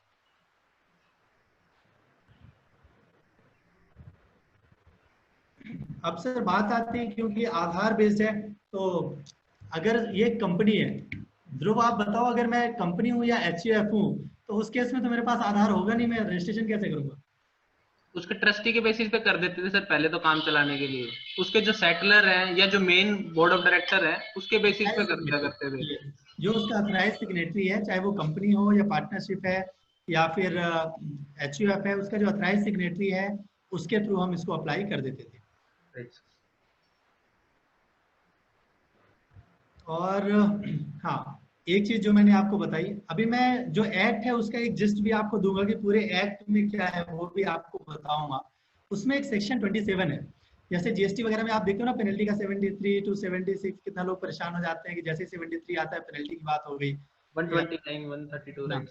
तो इस 27 जो सेक्शन है वो भी बोलता है कि सर अगर आपने कुछ गलत इंफॉर्मेशन दी है, मिसलीड किया है डिपार्टमेंट को, गलत डिटेल देके, और डिपार्टमेंट को पता चल जाता है, तो सर आपका सस्पेंड तो कर ही दिया जाएगा, आपके ऊपर पेनल प्रोविजन भी लगाए जाएंगे। पहली बार गलती की तो क्या होगा, दोबारा की तो क्या होगा, और गलती करते ही जा रहे हो, गलती का पुतला हो आप तो क्या होगा, ये भी आगे उन्होंने पेनल्टी में बताया हुआ है। अब एक सर बात ये आती है, my question from all the audience, कि बीइंग अ ट्रेडर क्या मैं रजिस्ट्रेशन ले सकता हूँ? सर एज पर अमेंडमेंट तो हम ले सकते हैं सर, पहले नहीं ले सकते थे, अब तो ले सकते हैं। अमेंडमेंट में कहाँ लिखा हुआ है कि हम ले सकते हैं सर, आप बताओ जरा। मैं आपको दिखाऊं क्या सर, को नोटिफिकेशन दिखा देता हूँ पूरा पढ़ के, मुझे तो कहीं समझ में नहीं आया। सर ये ट्रेंडिंग था, हर जगह लिखा हुआ ट्रेडर ले सकता है, ट्रेडर यही तो समस्या है। मुझसे इतने लोग, इतने सीनियर प्रोफेशनल्स फोन करके झगड़ा करते हैं कि नहीं अनिरुद्ध आप समझ नहीं रहे हो। मैंने कहा सर मैं समझ रहा हूँ, बट मैं आपकी बात तभी समझूंगा जब मुझे आप डॉक्यूमेंट्री प्रूफ दिखा दो। Right sir. I am the person who never go beyond the document. मैं कभी भी ना तो क्लाइंट की बात सुनता हूँ ना किसी प्रोफेशनल की बात सुनता हूँ। अगर मुझे डॉक्यूमेंट में दिख गया, पेपर में दिख गया, तो मैं मान लेता हूँ। तो मुझे पेपर में अभी तक कहीं दिखा नहीं है। जो मैं कह रहा हूँ, अगर मैं पेपर में आपको ना दिखाऊं तो मेरी बात भी फिर कोई मतलब नहीं रहेगा। Right sir. तो एक बात जो मैं बोल रहा हूँ कि ट्रेडर्स को कई लोगों ने बोला नहीं, अमन ने बोला नहीं, दीपक जी नहीं, ठीक है, ओके एग्रीड। अब सर मैं अपनी बात को वैलिडेट करता हूँ कि क्यों नहीं मिलेगा।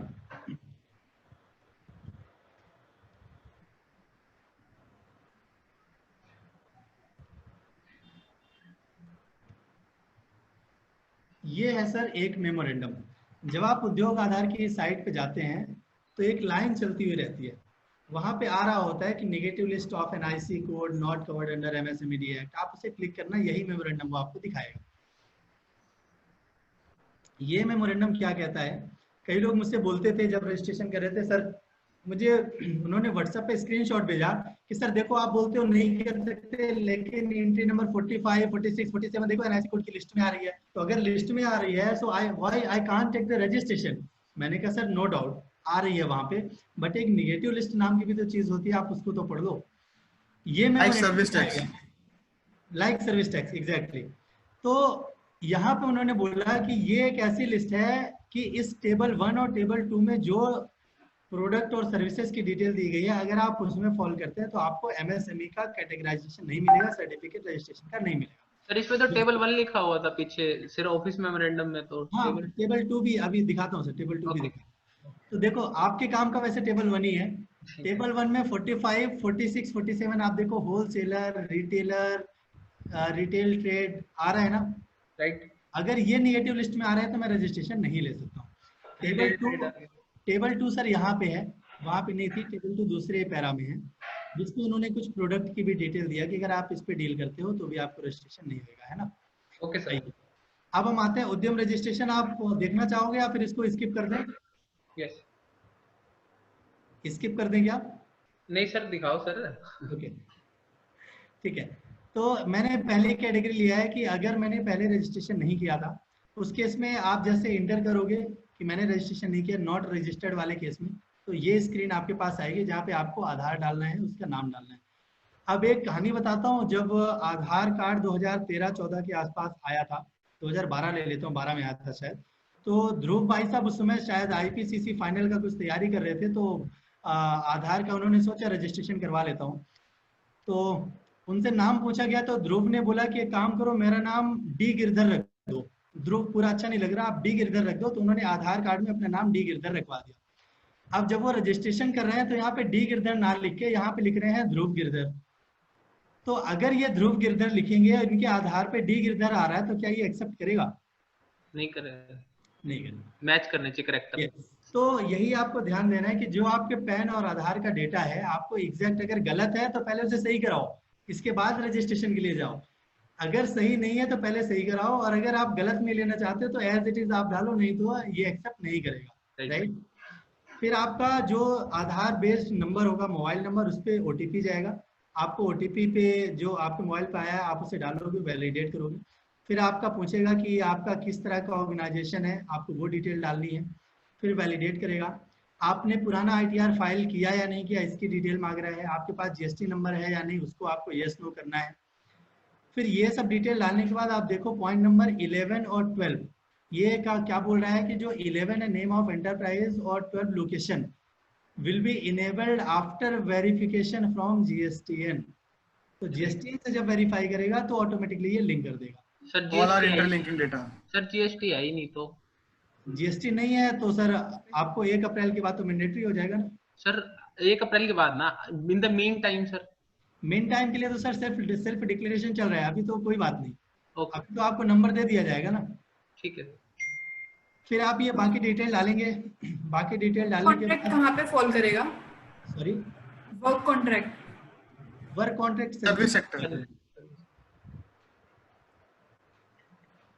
अब इसके बाद आप जैसे आते हैं, आप मतलब वर्क कॉन्ट्रैक्ट भी आपका है और भी कई सारे अगर आप काम करते हैं तो जितनी भी एक्टिविटीज हैं आप अपने एक्टिविटीज को डाल सकते हैं। आपको बिजनेस के में कितने लोगों को एम्प्लॉयमेंट दिया वो भी आपको डिटेल डालनी है। सर आप देखो जो 21st एरा सेंचुरी है, ये एरा जो है ये डेटा बैंक है, डेटा इज मनी। तो ये क्या कर रहे हैं, डेटा तैयार कर रहे हैं, राइट। इन्होंने यहाँ एम्प्लॉयमेंट की डिटेल मांग ली कि कितने एम्प्लॉय आपके हैं, आपने सपोज डाल दिया कि मेरे 15 या 20 एम्प्लॉय हैं, तो ये ESI PF वालों को फोन कर देंगे कि देखो इसने रजिस्ट्रेशन तुम्हारे यहाँ लिया। Everything linked. यस, ठीक है। तो अब आपको एक क्वेश्चन था। सिक्रेसी है ना, तो अब जग जाहिर सी होने लगी है, तो आपको थोड़ा हिसाब से चलना है। काम बढ़ने सर एक क्वेश्चन था sir. Yes yes sir question था सर, पूछूं क्या? हाँ जरूर। मैं पूछ रहा था सर, जैसे आपने बोले थे कि GSTN number, do you have the GSTN number, तो अपने यस कर देंगे, वहां से वो लिंक कर लेगा, ठीक है सर। तो GST में सर अभी तो एक तो प्रिंसिपल प्लेस ऑफ बिजनेस रहता है और फिर नीचे हम लोग एडिशनल प्लेसेस डालते हैं, जैसे कि लोकेशन ऑफ प्लांट हो सकता है या 2-3 एड्रेस हो सकता है, ये सारा का सारा ऑटोमेटिक आ जाएगा यहाँ पे? दोनों ऑटो पॉपुलेट। बिल्कुल सर, वहां से पूरा वो लिंक कर लेगा, एक बार तो लिंक अपने आप ही किया कर है। लेगा? अभी तक एजम्पशन ये है कि पूरा ले लेगा, एक बार लेके आए किसी का, फिर मैं देखूं, फिर मैं आपको फर्दर और गाइड करूंगा। नहीं, क्योंकि सर 98% ऑटो पॉपुलेट होंगे, दोनों एड्रेस, ब्रांच एड्रेस भी आएगा और प्रिंसिपल प्लेस ऑफ बिजनेस भी आएगा, दोनों ऐड होंगे। ठीक है सर। एक 20 और 21 में सर अगर आप देख रहे होंगे, ये यहाँ पे भी जो इन्वेस्टमेंट है, टर्नओवर है, वो भी लिंक्ड है। लेकिन आप अगर एक्सक्लूजन वाला पार्ट देख रहे हो तो ये इनेबल्ड है, जो मैंने आपको बताया था पॉल्यूशन कंट्रोल, तो वो डिटेल आपको यहाँ पे डालनी है, ठीक है सर। फिर इसके बाद वही आपकी सारी डिटेल आ जाएंगी। एक चेंज आप देखो, एक जेम पोर्टल है, अगर किसी ने नाम सुना हो, ये फॉर ई-कॉमर्स ऑपरेटर, ये बिजनेस अपॉर्चुनिटीज है जिससे बहुत दूर है सर। अभी आपको पता है कि जेम पोर्टल में भी रजिस्ट्रेशन कराने का प्रोसेस भी थोड़ा डिफिकल्ट है, राइट सर। आम आदमी उसे नहीं करवा पाता, उसके लिए प्रोफेशनल्स के पास ही जाना पड़ता है। तो सर, अगर आप ये पूरा MSME का सेगमेंट लेके चलते हैं तो अच्छा आपके लिए अपॉर्चुनिटी मिल जाएगी। दूसरा ट्रेड्स पोर्टल, ट्रेड पोर्टल के लिए भी अगर आपको ऑप्ट करना है तो आप यहाँ पे यस कर दीजिए। सर इसके जेम बाद पोर्टल, आप ट्रेड, जेम मैं पोर्टल- आगे बताऊंगा ट्रेड पोर्टल क्या है, वो भी आपको बताऊंगा। ट्रेड पोर्टल क्या होता है कि आपको, आपने बिल डिस्काउंटिंग तो सुना है ना, पहले बिल डिस्काउंटिंग होता था डेटर का, तो this is reverse bill discounting, आप समझ लो, क्रेडिटर के केस में होएगा, वो मैं आपको आगे बताऊंगा क्या होता है। आप OTP डाल दो सर, OTP डालने के बाद आपको एक ये नंबर दे देगा कि आपका ये रजिस्ट्रेशन नंबर आ गया, सर्टिफिकेट आपको बाद में दिया जाएगा after the process, right. Yes. अब ये जो नोटिफिकेशंस हैं, ये नोटिफिकेशन को विथहोल्ड कर लिया गया, वापस ले लिया गया, विड्रॉ कर लिया गया है। जिसमें पहली जो नोटिफिकेशन है 1 जून को आई थी, जिसमें नई डेफिनेशन दी थी, डेफिनेशन को एज इट इज उन्होंने ले लिया 24 तारीख वाले में, तो इसीलिए पुरानी को उन्होंने हटा दिया। 30 जून की अगर आप बात करते हो, उसमें प्रोसेस दिया था उद्योग आधार, तो अब उद्योग आधार ही नहीं रहा, तो इसलिए वो विड्रॉ हो गया। फिर आप बात करते हो ग्रेजुएशन का, कि पहले जो था कि अगर चेंज होता है क्लासिफिकेशन तो 3 साल तक आप उसको फैसिलिटी को एंजॉय कर सकते हैं, लेकिन अब उसको चेंज कर दिया क्योंकि अगले फाइनेंशियल ईयर से आपको नया स्टेटस मिल जाएगा। फिर इसके बाद 5 अक्टूबर 2006 को जो आया था कि क्या क्या कॉस्ट में इंक्लूड होगा, क्या एक्सक्लूड होगा, उसमें कुछ चीजें इंक्लूड है, कुछ एक्सक्लूडेड है, इस नोटिफिकेशन को भी विड्रॉ कर लिया गया। तो ये प्रोसीजर था MSME का, जो मैंने अभी आपके साथ डिस्कस किया। अभी मैंने आपके साथ वो चीजें डिस्कस नहीं की हैं कि क्या पैकेज था, उसमें कोई स्कीम थी 3 लाख करोड़ की, 20,000 करोड़ की या 50,000 करोड़ की। एक जो ट्रेड पोर्टल की आप सर बात करते हो, उसकी मैं आपको बात बताता हूँ। पहले क्या होता था, हम बिल डिस्काउंटिंग डेटर है, तो डेटर के केस में बैंक के थ्रू हम बिल डिस्काउंटिंग करवा लेते थे, जो भी 1%, आधा %, 2% होता था। बट अगर क्रेडिटर है तो क्रेडिटर को 45 दिन तो वेट करना पड़ जाएगा या नहीं करना पड़ जाएगा? करना तो पड़ेगा। जो क्रेडिटर है उसको एक ऑप्शन दिया गया कि सपोज आपने मेरे को माल सप्लाई कर दिया, अब आप ऐसा करो कि इसको मैंडेट भी कर दिया गया। अगर आप देखते हो 2 नवंबर 2018 से मैंडेट किया गया कि अगर आपका टर्नओवर 500 करोड़ या उससे ज्यादा है, प्रैक्टिकली मैंने ये केस देखा, मेरे कई क्लाइंट हैं जो लिस्टेड कंपनीज हैं जिनको मैं डील करता हूँ, तो मैंने वहां पे इस चीज को प्रैक्टिकली देखा कि क्या करते हैं कि जैसे मेरा क्रेडिटर है, क्रेडिटर ने मेरे को बिल दे दिया, गुड्स की सप्लाई कर दी। अब क्रेडिटर क्या करेगा, इस पोर्टल में अपने आप को रजिस्टर करेगा और उस बिल को अपलोड कर देगा। जैसे उसने बिल को सप्लायर ने अपलोड कर दिया, तो जो रिसिपेंट है मैं हूँ कंपनी, तो मैं उसको अप्रूव कर दूंगा कि हाँ ये मेरा बिल ओके है। इसके बाद क्या करेगा, उसमें बिडिंग होगी और बिडिंग करने के बाद जो लोअर अमाउंट लेने को, जितना भी लोअर अमाउंट तक जाएगा उस बिडिंग करके, और उसको अमाउंट जैसे 100 रुपए का है उसमें बिडिंग किया जाएगा। कोई बोलेगा 97 दूंगा, कोई बोलेगा 95 दूंगा, कोई बोलेगा 92 दूंगा। तो जिस बिडिंग पे एग्री हो जाएंगे वो अमाउंट दे दिया जाएगा क्रेडिटर को, और जब ड्यू डेट आएगी तो उस रिसिपेंट से, जो रिसिपेंट था गुड्स का, उससे बैंक जो है वो पैसे ले लेगा और इन बिटवीन जो पीरियड था उसका इंटरेस्ट कैलकुलेट करके इंटरेस्ट चार्ज करेगा। तो ये था मेरा रिवर्स डिस्काउंटिंग का कॉन्सेप्ट जो प्रैक्टिकली अभी चल रहा है। सर एक विद्या जी का एक क्वेश्चन है, अगर आप 2 मिनट लें तो उनका क्वेश्चन ले लेते हैं। एक बार मैं ट्रेड का खत्म कर लूं फिर क्वेश्चन लेता हूँ।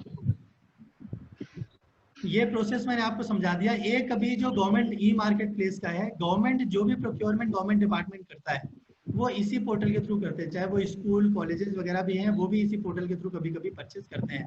गवर्नमेंट के पास कुछ मैंडेट भी है कि आपको 30% 40% जो प्रोक्योरमेंट है वो इसी पोर्टल से करना है। तो the moment you will get the certificate from the Udyam registration, you also opt for the GeM. उससे क्या होगा कि आप उस डेटा बैंक में भी आ जाएंगे, सो दैट गवर्नमेंट को अगर आपकी सर्विसेज लेनी होगी तो आपके थ्रू वो डायरेक्टली परचेज कर सकते हैं। ठीक है सर? यस, अब आप बताओ सर क्या सवाल है आपका? Sir what is net investment? ये मिसेस विद्या जी का क्वेश्चन है sir, what is net investment? She is asking कि हम नेट इन्वेस्टमेंट को कंसीडर करेंगे या ओरिजिनल इन्वेस्टमेंट को कंसीडर करेंगे लिमिट के पर्पसेस के लिए। ओरिजिनल। देखो सर, अगर मैं नोटिफिकेशन के लिए जाता हूँ इसमें थोड़ा सा कंफ्यूजन है। एक बार इनकम टैक्स से वो लिंक होके आ जाएगा तो उसमें थोड़ा क्लैरिटी हो जाएगी, या कोई और क्लैरिफिकेशन आता है। अगर आप नोटिफिकेशन जो आया उसको पढ़ते हो तो वहां पे लिखा हुआ है परचेज वैल्यू या इनवॉइस वैल्यू। साथ में उसने ये भी लिखा है in case of new enterprise you can declare on the self declaration basis. तो वहां पे अगर मैं पढ़ता हूँ तो क्लैरिफिकेशन क्या आता है कि मैं ओरिजिनल वैल्यू बोलूंगा। जो पुराना नोटिफिकेशन या एक्सप्लेनेशन है उसके बेसिस में भी देखता हूँ तो आता है कि जो ओरिजिनल वैल्यू है उसी को मैं लूंगा। बट अगर रजिस्ट्रेशन पोर्टल पे आप जाके देखते हो तो वहां पे आ रहा है डेप्रिशिएटेड वैल्यू। डेप्रिशिएटेड वैल्यू में से फिर इन चीजों को एक्सक्लूड करता है और नेट वैल्यू पे आता है। तो जो मेरी एजम्पशन है यहाँ पे या तो वो ग्रॉस वैल्यू को ले रहा होगा और ग्रॉस वैल्यू में से इन चीजों को जो एक्सक्लूजन वाला पार्ट है वो एक्सक्लूड करके और नेट वैल्यू पे जाए। सो अनटिल अनलेस वहां से कुछ क्लैरिफिकेशन नहीं आता तो ये थोड़ा सा भी कॉन्फ्लिक्ट है। मैंने अभी अपने क्लाइंटेल को यही एडवाइस किया है कि अगर आप डेप्रिशिएटेड वैल्यू को बेसिस ले रहे हो तो अभी मत लो, अभी थोड़ा वेट करो। अगर आपका ग्रॉस वैल्यू जो है वो एक्सीड कर रहा है इन्वेस्टमेंट का तो अभी आप डेप्रिशिएटेड वैल्यू को कंसीडर मत करो रजिस्ट्रेशन में। सर हमारा एक क्वेश्चन है सर। यस दीपक सर एक क्वेश्चन सर, ये रजिस्ट्रेशन तो लाइफ टाइम वन टाइम मिलेगा, चाहे वो एमएसएमई हो, माइक्रो हो, स्मॉल हो या मीडियम हो। यस। सपोज कीजिए सर मीडियम से भी मेरा स्लिप ऊपर चला जाता है, सर अपडेट होगा वो अपडेट होगा। वो सर नेट में सर अपडेट कैसे करना पड़ेगा मेरे को? अपडेट का सर ऑप्शन दिया गया है, आप अपने सर्टिफिकेट नंबर को डालेंगे, डिपार्टमेंट भी आपके पास डिटेल भेजेगा और डिपार्टमेंट वॉलंटरली भी आपको अपडेट कर सकता है। जैसे आपका क्लासिफिकेशन हो, क्योंकि मैंने आपको क्या बोला लिंक्ड है, तो अगर आपका टर्नओवर एक्सीड कर गया तो डिपार्टमेंट को पता चल जाएगा ना कि भाई आपका टर्नओवर एक्सीड कर गया। अच्छा, मेरा बैलेंस शीट और जीएसटी का जो डाटा वहां पर जाएगा उससे ऑटोमेटिक वो अपडेट करेगा डिपार्टमेंट। यस यस यस, सारा इंटीग्रेटेड रहेगा सर। सर एक सर छोटा क्वेश्चन और है सर। वर्स्ट कॉन्ट्रैक्ट जो है हमारा, जैसे हम वर्स्ट कॉन्ट्रैक्टर है, आप गुड्स भी मार्केट से परचेज करते हैं, सर्विस भी आउटसोर्स करते हैं, और वो दोनों मिला के वर्स्ट कॉन्ट्रैक्ट सर्विस देते हैं, तो क्या एमएसएमई कैटेगरी में फॉलो करेंगे? सर मुझे एक बात बताओ, आप वर्क्स कॉन्ट्रैक्ट की आप जीएसटी में भी सर डेफिनेशन देखो। वर्क कॉन्ट्रैक्ट क्या बोलता है कि मेरा गुड्स भी होएगा, the combination of goods and services, but ultimate motive क्या है आपका, गुड्स सप्लाई करना या सर्विसेज? इंटेंट क्या है? Intent is to give the services. Sir yes sir agree कर रहे हैं, इंटेंट मेरा सर्विस है, Yes. लेकिन हम सर सर्विस भी आउटसोर्स कर रहे हैं और गुड्स भी मार्केट से परचेज कर रहे हैं। सर That is not- आपका जो सर गुड्स है ना, वो आपके लिए इनपुट है और उतनी ज्यादा वैल्यू गुड्स की नहीं होगी जो वर्क कॉन्ट्रैक्ट आप कर रहे हैं उसमें। मेरा जब सर सपोज कीजिए कि 100 रुपए का मेरा वर्क कॉन्ट्रैक्ट है जी मैंने 80 रुपीज का मार्केट से गुड्स परचेज किया और 15 रुपीज का सर्विस भी आउटसोर्स कर लिया, 5 रुपया मेरा मार्जिन है। तो क्या उस कैटेगरी में मैंने 100% पूरा वर्क लोड कर दिया, खाली 5% मार्जिन रख के, तो क्या उस केस में हम एमएसएमई में फॉल करेंगे? ना तो हम सर्विस प्रोवाइडर है ना तो ट्रेडर है। मैं सर थोड़ा सा इसमें डिटेल में आपको बोलूं। हाँ सर एक सेकंड प्लीज। सर जीएसटी में सर को अभी एक सर्कुलर आया था 47 या एग्जैक्ट आई डोंट रिमेम्बर, उसने आपको बोला है कि आप जब work contract as a work contractor अगर आप अपनी सर्विसेज दे रहे हैं तो आप अपने गुड्स को और सर्विसेज को बाइफरकेट करके नहीं देंगे। Yes sir.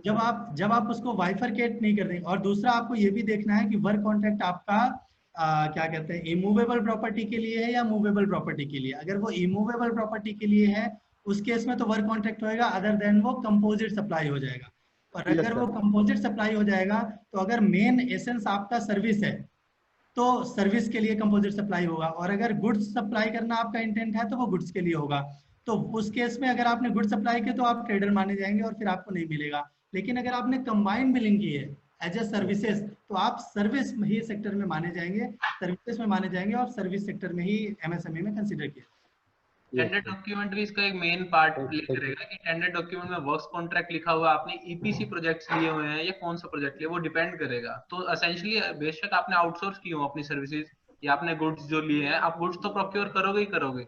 तो ईपीसी कॉन्ट्रैक्ट के तहत, और अगर आप गवर्नमेंट से कॉन्ट्रैक्ट करो तो आप वर्क कॉन्ट्रैक्ट में ही फॉल करोगे, specifically that is linked to immovable assets, right sir? Thank you sir. Deepak ji और कोई सवाल? सर जस्ट सर मैं पीएसयू में काम करता हूँ तो वहाँ पर वर्क कॉन्ट्रैक्ट को एमएसएमई का बेनिफिट हम लोग कंसीडर नहीं कर रहे, बस सर यही बस इसलिए एक डाउट था।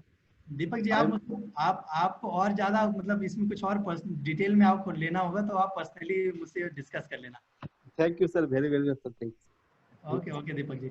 अच्छा दीपक जी के साथ मैं एक क्वेश्चन और डालना चाहूंगा बाकी जनता के लिए कि सर मान लो मैं वर्क कॉन्ट्रैक्ट की बात नहीं करता, मैं नॉर्मल बिजनेसमैन हूँ और मैं गुड्स भी बेचता हूँ और सर्विसेज भी देता हूँ।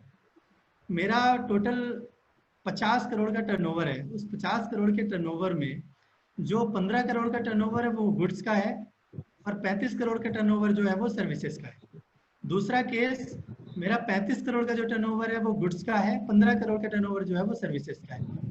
और जो गुड्स वाला है उसमें तो मैं ट्रेडर हूँ, मैंने लिया और मैंने बेच दिया, ठीक है। तो अब दोनों केस में सर आप केस ए और केस बी के हिसाब से आप बताओ कि आप सर्विस में क्लासिफाई किए जाओगे या गुड्स में क्लासिफाई किए जाओगे? सर उसमें एक्सक्लूसिवली तो कहीं पे भी नहीं लिखा ना, उसमें तो ये लिखा कि आप सर्विसेज अगर दे रहे हो तो आप रजिस्ट्रेशन ले सकते हो। अगर कहीं वर्ड एक्सक्लूसिव यूज्ड हो कि एक्सक्लूसिवली आप सर्विसेज में हो तो हम नहीं ले सकते थे इन माय व्यू। एक इसमें कैच पॉइंट बताऊं ध्रुव जी, हाँ जी सर। मैं 100% ट्रेडर था, ठीक है, मैं 100% ट्रेडर था, मैं रजिस्ट्रेशन नहीं ले सकता था। लेकिन मैंने आपकी अगर बात को मैं मान जाऊं तो आपकी बात को मान के मैं क्या करूंगा कि मैं लोडिंग एंड लोडिंग की सर्विस दे दूंगा कि मैंने गुड्स को उठाया चढ़ाया फिर नीचे लिया, तो उसमें क्या होगा 2-4% का जो अमाउंट है वो सर्विसेज की मैं बिलिंग कर दूंगा। सर प्रैक्टिकली हो रहा है सर, प्रैक्टिकली हो रहा है सर अभी। तो क्या मैं सर्विसेज में फिर ले सकता हूँ? आप ये बताओ। मेरा व्यू तो है कि बिल्कुल नहीं। अब मैं आपको बताता हूँ, आपने अगर पहले एमएसएमई का रजिस्ट्रेशन लिया हो तो साइड में आपको क्वेश्चंस लिख के आ रहे थे, राइट, रेड कलर में सर। उसमें अगर रेड कलर में आप देखो तो आ रहा था कि आपका मेजर पार्ट किस चीज का है, सर्विसेज का है या गुड्स का है।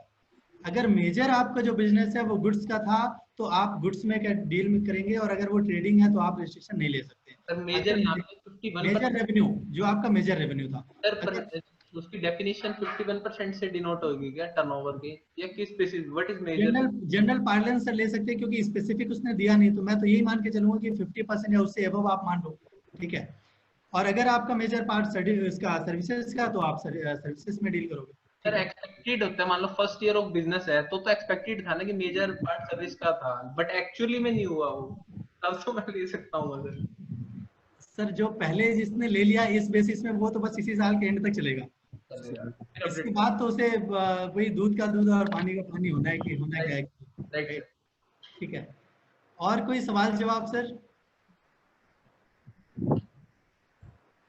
सर आगे मूव करते हैं, काफी टाइम भी हो गया है। तो अभी आप लोग क्या स्कीम्स वगैरह कुछ जानना चाहते हैं या फिर अपन यहाँ पे तो बहुत इंपॉर्टेंट है सर। क्लाइंट आते ही यही क्वेश्चन पूछता है कि स्कीम्स क्या है, एमएसएमई क्यों ले सर हम, तो वो तो सर हमें बेसिकली जानना है। ओके ओके, क्योंकि अब काफी जनता भी बैठी हुई है या फिर कई लोग चले गए, आई डोंट नो। नहीं सर, सब है sir. Okay, more than 40 participants there. Sir clear नहीं हुआ दीपक, आपने 40 प्लस लोग हैं अभी। ओके, चलिए मैं थोड़ा सा ब्रीफ में आपको स्कीम्स के बारे में बता देता हूँ कि क्या है स्कीम्स।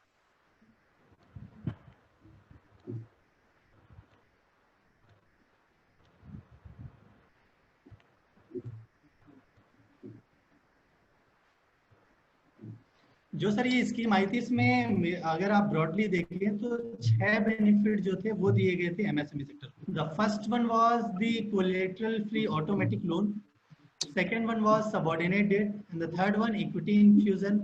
फिर फोर्थ जो डेफिनेशनल चेंज है जो हमने डिस्कस कर लिया, एक था ग्लोबल टेंडर में उन्होंने इंडिया वाला जो डोमेस्टिक वेंडर्स हैं उनको ही कंसीडर किया।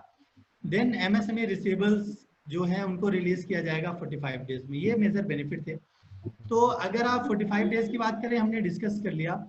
फिफ्थ वन इज, इसको मैं मतलब वेलकम करूंगा कि गवर्नमेंट ने बहुत अच्छा ऑप्शन लिया, क्योंकि आप देखो कि हमारे पास एक तो इतने रिसोर्सेस नहीं होते कि हम ग्लोबली अपने आप को कम्पीट कर सकें, और अगर आप ग्लोबल टेंडर दे देते हो आईसीबी इंटरनेशनल कॉम्पिटिटिव बिडिंग में, अगर आप देखते हो तो वहां पे तो जो एमएनसीज हैं जो फॉरेन की फर्म से वही फॉल कर जाएंगे क्वालिटी में भी, टेक्निकल बिड में भी, फाइनेंशियल बिड में भी, तो सर आप तो आउट हो जाते हो। तो क्योंकि सरकार ने आत्मनिर्भर भारत को प्रमोट करना है तो उन्होंने बोला जो 200 करोड़ तक का टेंडर होएगा उसमें जो इंडियन फर्म्स होंगे, इंडियन बिजनेसमैन या एंटरप्रेन्योर होंगे, वही उसमें जो है वो कोट कर पाएंगे या डील कर पाएंगे। तो ये बहुत अच्छा मूव था। डेफिनेशन हमने डिस्कस कर लिया। अब हम इन 3 स्कीम्स में बात करेंगे, जिसमें मेजर स्कीम पहली है सर जो कोलेटरल फ्री लोन है। इसमें अगर मैं आपको बताता हूं तो इसमें स्कीम बोला गया कि जो आपने पहले ही एग्जिस्टिंग बिजनेसमैन, लोन चल रहे थे बिजनेसमैन के, जैसे मैंने एज अ एमएसएमई या एज अ बिजनेसमैन, मैं एमएसएमई हूं या नहीं हूं इररिलेवेंट, बिजनेसमैन अगर हूं और मैंने कोई क्रेडिट फैसिलिटी पहले ले रखी थी और उसका आउटस्टैंडिंग था 29 फेब को जो भी अमाउंट, उस अमाउंट का 20% मैं और एनहांस करवा सकता हूं अपने बैंकर से रिक्वेस्ट करके। This is the first time in the history मैंने प्रैक्टिकली देखा कि बैंकर्स क्लाइंट को फोन कर रहे हैं कि भैया लोन ले लो, 20% एनहांस करना है आपको। तो उस केस में बैंकर जो है, क्योंकि बैंकर में ऊपर भी जोनल और हेड ऑफिस से प्रेशर था कि भाई तुमने रिलीज किया या नहीं किया, मिनिस्ट्री को रिपोर्ट जाती थी कि कितना फंड आपने रिलीज किया। तो नए क्लाइंटेल को तो लोन नहीं मिल रहा, बट जो एग्जिस्टिंग है उनको नई नई स्कीम बना के लोन दिया जा रहा है। तो आप अपने क्लाइंट को बोल सकते हैं कि अगर उनका एग्जिस्टिंग लोन है तो बैंक से कनेक्ट करके और इस लोन को ले लें। इसके लिए अदर से कोई प्रोसेसिंग फीस नहीं है, कोई सिक्योरिटी चार्जेस नहीं है, और एक जो कैपिटल गारंटी स्कीम होती थी उसमें जो 1% का आपको गारंटी फीस लगती थी वो भी 31 अक्टूबर तक नहीं है। इसमें रेट ऑफ इंटरेस्ट की अगर आप बात करते हैं, जो आपका पहले रेट ऑफ इंटरेस्ट चल रहा था, एडिशनल अगर आपका नया लोन होएगा तो उसमें अगर आप नेशनलाइज बैंक से लेते हैं तो 9.25% रेट ऑफ इंटरेस्ट की कैपिंग है, और अगर एनबीएफसी से लेते हैं तो 14% की कैपिंग है। मतलब meaning thereby banker can not charge more than this capping, इससे ज्यादा वो आपसे चार्ज नहीं कर सकता। जनरली होता है ना, एमएसएमई है उसको पैसे की जरूरत है तो सर ऐसा करो आपको मैं लोन तो दे दूंगा, लेकिन क्योंकि आपका अनसिक्योर्ड है तो मैं आपको 18% पे दे सकता हूँ या 22% पे दे सकता हूँ, और अगले बंदे को जरूरत है तो वो तो यही बोलेगा भाई तू पैसे दे, कितना भी चार्ज कर ले। तो आपको ये चीजें ध्यान रखनी कि अब तो आपके पास गवर्नमेंट का सर्कुलर है, आप बोल दो कि यार इससे ज्यादा तो आप चार्ज नहीं कर सकते हो, तो इसलिए इसी लिमिट में आपकी इंटरेस्ट की अमाउंट रहेगी। सर मेरा एक क्वेश्चन है, यस यस यहाँ पे हमें प्रिंसिपल रिपेमेंट नहीं करनी है 1 साल तक, लेकिन सर मेरा क्वेश्चन ये जो इंटरेस्ट लग रहा है वो भी तो उसी प्रिंसिपल आउटस्टैंडिंग पे लगेगा सर पूरे साल तक? बिल्कुल बिल्कुल, वो तो बढ़ता जाएगा, एक्यूमुलेट होता जाएगा। एक्यूमुलेट, तो सर बेसिकली जिसके पास भी अगर पेमेंट है लिक्विड, अगर सरप्लस जनरेट हो रहा है तो उसे रीपे करना चाहिए सर प्रिंसिपल, राइट? क्योंकि सर वो सर जो मॉरेटोरियम फर्स्ट ईयर का प्रिंसिपल का है, तो ये लोन रीपेमेंट 4 इयर्स में करना है, इंक्लूडिंग 1 ईयर मॉरेटोरियम और extending 1 + 4 years. What is the sir correct? ये है 4 ईयर का टोटल है। टोटल है, ओके। जो आप moratorium एक सवाल था सर, चैट बॉक्स में भी आ रहा है सवाल।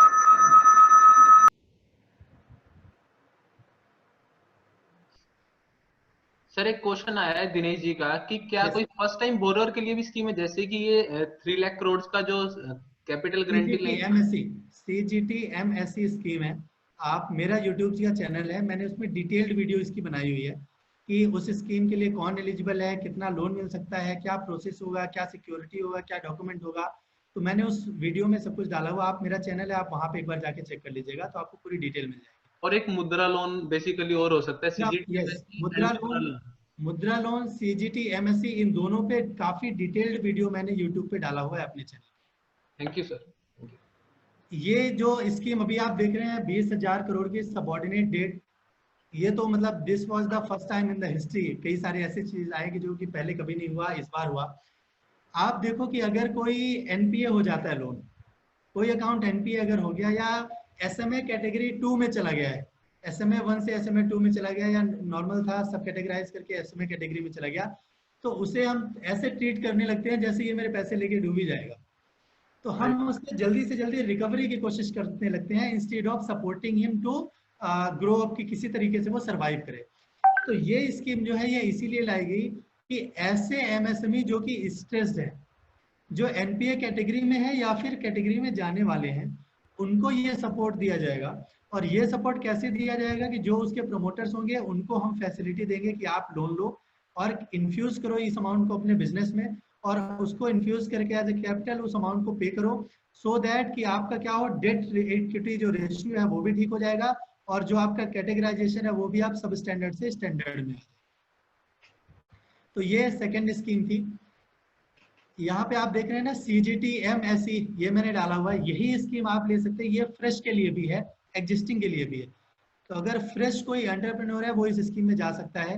दूसरा, प्रधानमंत्री रोजगार योजना करके, अभी रोजगार कल्याण योजना करके स्कीम है, उसमें भी आप जा सकते हैं, मुद्रा में भी जा सकते हैं। बट मुद्रा में क्या है, 10 लाख तक की अमाउंट है, तो सर्विस सेक्टर या छोटा बिजनेसमैन है उसके लिए तो ठीक है। बट CGT MSE जो है वो 2 करोड़ तक आपको लोन देता है, तो आप यहाँ पे जा सकते हैं। फिर जो 50 करोड़ का इक्विटी इन्फ्यूजन है, इसमें भी एक फंड बनाया गया है, जिसमें आपको जो मदर फंड है वो अपने डॉटर फंड नीचे जो पूल बनेगा उसको देगा। उसमें जो प्रमोटर्स हैं उनको फंड दिया जाएगा इन्फ्यूज करने के लिए एज अ कैपिटल। और वो इसमें 10,000 करोड़ का कॉर्पस सेटअप किया गया था। बट अभी आप देखो तो ये लोन जो है उतना प्रोग्रेस इनमें नहीं हुई। क्यों? क्योंकि प्रैक्टिकल इश्यूज मैंने बताया, क्योंकि आगे लोन अभी डिस्ट्रीब्यूट नहीं हो पा रहे हैं। But as a chartered accountant आपको क्योंकि चीज़ों के का नॉलेज है, अवेयरनेस है, तो अगर आप प्रॉपर रिपोर्ट बना के लेके जाते हैं और बैंकर से आपका रिलेशन है, बैंकर को आप प्रॉपरली समझाते हैं कि क्या मेरा प्रोसेस है, क्या मेरा प्रोजेक्ट है, इसके क्या सपोर्टिंग है, और जो मैं प्रोजेक्शन दे रहा हूँ वो कितना रिलायबल है, कितना जस्टिफाइबल है, कितना वाइबल है, तो definitely you gonna get this kind of schemes benefit. So ये मोटा मोटी 3 स्कीम थी जो मैंने आपके साथ डिस्कस किया है। और इसके अलावा सर और अगर कोई चीज़ है, कुछ और आपको समझना है तो वो बताइए, अदरवाइज मैंने काफ़ी कुछ कवर कर लिया। प्रैक्टिकल एस्पेक्ट्स और भी थे, बट अभी क्योंकि शॉर्टेज ऑफ टाइम है थोड़ा सा, एक और मेरा सेशन है, तो मैं उन प्रैक्टिकल एस्पेक्ट्स को और नहीं लूँगा। आपके कोई प्रैक्टिकल क्वेश्चंस अगर होंगे तो आप मुझसे टेलीफोनिक डिस्कस कर सकते हैं, या अभी अब कुछ है तो 5-10 मिनट अभी हम डिस्कस कर सकते हैं। और yeah, I have one question, Anuruddh. Yes. Actually, I want to ask. I'm an MSME vendor, right? So I have given some services to someone. If I'm not receiving the payment within 45 days, what are the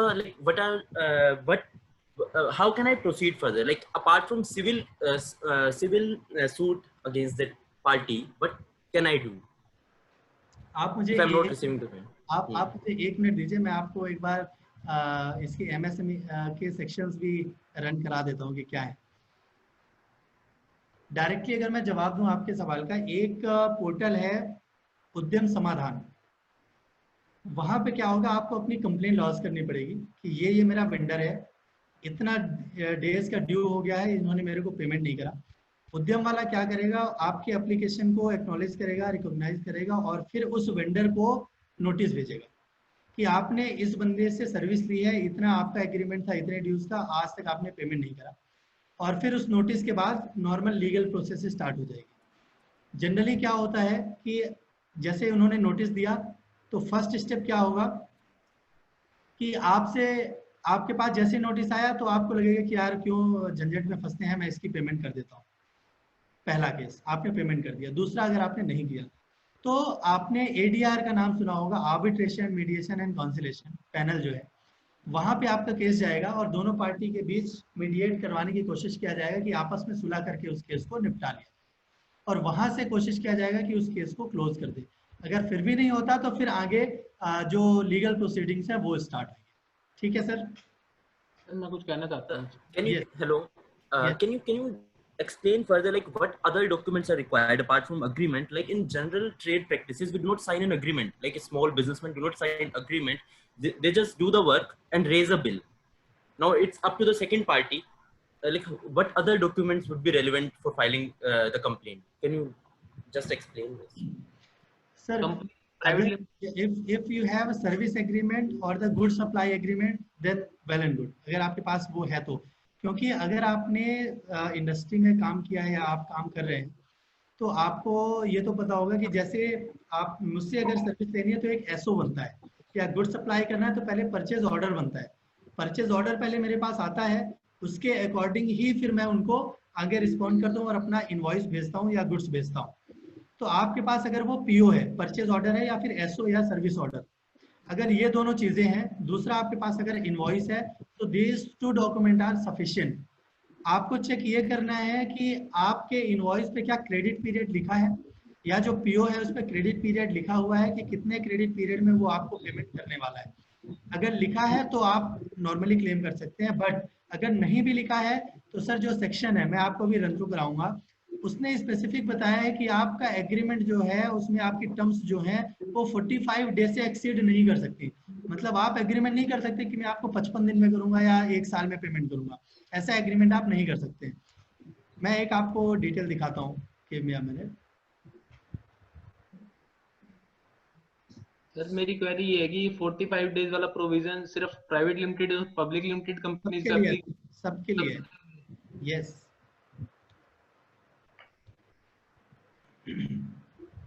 ये sir act का थोड़ा सा gist है मेरे पास, वो मैंने आपके साथ शेयर कर रहा हूँ। जो 6 चैप्टर्स हैं, इसमें जो इम्पोर्टेंट सेक्शंस हैं वो मैंने सारे डाले हुए हैं, जो आपके लिए रिलेवेंट है वो मैं आपको दिखा रहा हूँ। पहला क्लासिफिकेशन का सेक्शन 7 जो मैंने डिस्कस किया, जिसमें लिमिट्स इन्वेस्टमेंट की और टर्नओवर की थी। दूसरा जो सचिन जी आप पूछ रहे हैं, सेक्शन 15 हमें बोलता है MSMED एक्ट का कि ये सेक्शन 15 बोलता है कि लायबिलिटी है आपको पेमेंट करने की। अगर इसमें आप इस पैरा को देख रहे हैं जो मैं अभी हाईलाइट कर रहा हूँ, provided that in no case the period agreed upon between the supplier and buyer in writing shall exceed the 45 days. मतलब आपका जो एग्रीमेंट अगर आपने किया है, अगर किया है तो 45 डेज से एक्सीड नहीं करेगा। अगर आपने एग्रीमेंट नहीं किया है तो 45 डेज का क्राइटेरिया आपके लिए एक्ट में है ही। दूसरा, अगर आपने पेमेंट नहीं करा तो रेट ऑफ इंटरेस्ट आप देखेंगे लिखा हुआ है 3 टाइम्स, जो बैंक का नोटिफाइड रेट है उसका 3 टाइम्स आपको रेट ऑफ इंटरेस्ट लगाना होगा। सेक्शन 17 बोलता है रिकवरी अमाउंट आपका जो अमाउंट था नॉर्मल सप्लाई का प्लस इंटरेस्ट, ये दोनों रिकवरी अमाउंट होएगा। अगर आप इस अमाउंट को पे नहीं करते हैं तो उस केस में क्या होगा, काउंसिल के पास आपका एप्लीकेशन जाएगा और वो काउंसिल रेफर कर देगी किसको, ADR को, अल्टरनेट डिस्प्यूट रेजोल्यूशन पैनल को, कि इस केस को वो किसी तरीके से क्लोज कराएं, आपस में डिस्प्यूट को क्लोज कराएं और पेमेंट करवाएं। अगर फिर भी नहीं होगा तो आगे मूव किया जाएगा। अब अगर आप देखो, अगर कोई बड़ी कंपनी है तो उसके लिए वैसे भी प्रॉब्लम हो जाएगी, क्योंकि उसको अपने फाइनेंशियल स्टेटमेंट में सेक्शन 22 बोलता है कि आपको अपने फाइनेंशियल स्टेटमेंट में भी सेपरेटली इस चीज को डिस्क्लोज करना पड़ेगा कि कितना प्रिंसिपल अमाउंट था, उस पर कितना इंटरेस्ट है, कितना फ्यूचर में आपने इंटरेस्ट पे करना है ड्यू टू दिस डिफॉल्ट, पीछे पीरियड का आपने कितना इंटरेस्ट और प्रिंसिपल करंट ईयर में पे किया है। ये सारी डिटेल आपको अपने फाइनेंशियल स्टेटमेंट में डिस्क्लोज करनी पड़ेगी। दूसरा, जो ये इंटरेस्ट का अमाउंट होएगा वो इनको डिडक्शन भी इनकम टैक्स में नहीं मिलेगी as per section 23 of MSMED act. ये तो सर टैक्स ऑडिट में भी तो सर रिपोर्ट करना होता है ऑडिटर्स को। यस बिल्कुल बिल्कुल सर, डिफॉल्ट में आपको देना पड़ेगा। सो सचिन जी, और आपका फर्दर इसमें कुछ और क्वेश्चन? सर कुशाग्र मेहता जी का thank you so much. Okay sir. Sir Kushagra Mehta ji का एक क्वेश्चन है, I am managing partner of my partnership firm dealing in manufacturing goods. I also have a proprietary service business as tax professional. Since I cannot get two registration, what should I do to take advantage of make for both? समझा नहीं sir, फिर से एक बार बताइए। Question कुशाग्र जी का है, मैं repeat कर देता हूँ। I am a managing partner of my partnership firm dealing in manufacturing goods. एक तो वो पार्टनर है पार्टनरशिप फर्म का जिसमें वो गुड्स की मैन्युफैक्चरिंग कर रहे हैं, और दूसरा वो पर्सनल बिजनेस प्रोप्राइटरी सर्विस में एक टैक्स प्रोफेशनल का काम भी कर रहे हैं। तो वो कहना चाह रहे हैं कि वो दो रजिस्ट्रेशन नहीं ले सकते, जैसे कि पैन बेस्ड है, तो वट सर कैसे ले सकते हैं? अगर आप मैनेजिंग पार्टनर है तो सर आपके पैन के बेसिस में थोड़ा रजिस्ट्रेशन मिलेगा, जबकि पार्टनरशिप फर्म के बेसिस में मिलेगा। आधार कार्ड सर, आधार कार्ड तो फर्म का नहीं होगा ना, तो वो वहां पे अपना आधार, तो दो रजिस्ट्रेशन तो पॉसिबल है ना सर इस केस में? बिल्कुल सर, क्योंकि एक आपका बिजनेस जो है वहाँ पे क्या कहते हैं आपका पैन होगा, आपका प्रोप्राइटरशिप वाला जो पार्टनरशिप है वहाँ पे एंटिटी का पैन होगा। बेसिकली आधार के ऊपर दो रजिस्ट्रेशन हो जाएंगे, वो एज ए ऑथराइज सिग्नेटरी और ये प्रोप्राइटरशिप। सर एक दिनेश जी का एक और क्वेश्चन है, one party has given cheque to my client and has run away and not traceable, but he is filing his GST returns, can we trace him or any other way to recover money? Sir ये तो हमारे MSME से related question नहीं है ये sir. Dinesh ji, आपको आपका जो केस है ना, आप चेक लगा दो, चेक बाउंस हो जाएगा तो बैंकिंग रेगुलेशन एक्ट जो है वो आरबीआई वाला एक्ट वो लग जाएगा और उसको आप फॉर्जरी में 420 में अंदर करवा सकते हो। सेक्शन 138 में केस डालना पड़ेगा फिर उन लोगों को सर, नेगोशिएबल इंस्ट्रूमेंट एक्ट के तहत। सर सबकी रिक्वेस्ट ये आ रही है कि पीपीटी प्लीज शेयर कर दो, और समरी अगर कोई इससे रिलेटेड है तो प्लीज वो भी शेयर करने के लिए सर सब रिक्वेस्ट कर रहे हैं हमसे। बिल्कुल सर, मैं एक तो मेरा जो मोबाइल नंबर है वो मैं शेयर कर देता हूँ। ये जस्ट अ मोमेंट, एक बार आप ये सबके साथ शेयर कर दीजिए। मैं एक बार पीपीटी में अपना दिखा दूँ। जी सर, पीपीटी और जितने भी लिंक्स हैं वो हम ACI के पोर्टल पे शेयर कर देंगे, आप वहां से ले सकते हो। Thank you so much ma'am, thank you. Please आप ये शेयर कर दीजिए क्योंकि सबकी रिक्वायरमेंट है। जो मैंने स्कीम्स के लिए आपको बताया है, तो मैंने यूट्यूब का यहाँ पे मेरा नाम आप टाइप करेंगे तो आपको यूट्यूब चैनल आप देख सकते हैं। तो जो रिलेटेड स्कीम्स हैं उसकी डिटेल आपको यहाँ से मिल जाएंगी। फर्दर कोई क्वेश्चन होता है तो टीम ACI पे आप कांटेक्ट कीजिए, वहाँ के थ्रू मेरे पास क्वेरीज आ जाएंगी और I will try my best to respond you at earliest. Thank you so much Anurodh ji, आपने बहुत सपोर्ट दिया अपना संडे को टाइम निकाल के, और काफी बिजी शेड्यूल आपका रहता है। Thank you so much. एक क्वेश्चन आ रहा है महेंद्र मोदी जी की तरफ से, he wants to ask you, can you go ahead? Yes, क्या क्वेश्चन है सर? बेसिकली ये नमस्कार सर, महेंद्र मोदी जयपुर से सर, प्रैक्टिसिंग चार्टर्ड अकाउंटेंट हूँ सर। सर एक छोटा सा निवेदन पूछना चाह रहा था कि इनमें क्या है, टेट पीरियड कुछ भी नहीं है, आप एप्लीकेशन लगा देते हैं वो उठा करके साइड में रख देते हैं। पहले इसका एक टेट पीरियड हुआ करता था कि 3 महीने में इनको हैंड ओवर करना है, ठीक है ना? 3 नहीं सर, साल भर में तो उस एप्लीकेशन के हाथ नहीं लगाते। तो क्या कोई ऐसा तरीका है कि अपन इससे ऊपर कहीं जाकर के इनकी कंप्लेंट करके कुछ कर सकते हैं? सीपी ग्राम्स एक ई गवर्नेंस पोर्टल है, आप सीपी ग्राम्स के ऊपर ग्रीवेंस रेज करें, पीएम ऑफिस से डायरेक्ट उनके हेड को मेल जाएगी, तो आपका एक्शन बहुत जल्दी लेंगे। और ये वर्क हो रहा है सर, मैं प्रैक्टिकली यूज कर रहा हूँ सीपी ग्राम्स। हमने यहाँ पर सीपी ग्राम की तो नहीं करी मैंने, हमने इनके ऊपर करी थी, लेकिन ये कोई असर नहीं बैठ रहा सर यहाँ पर। तो राजस्थान में तो एक बार ट्राई करो सर, वो आपको खुद ट्रेस करेंगे personally. CP gram immediately within 15 days आपको रिस्पांस मिलेगा sir.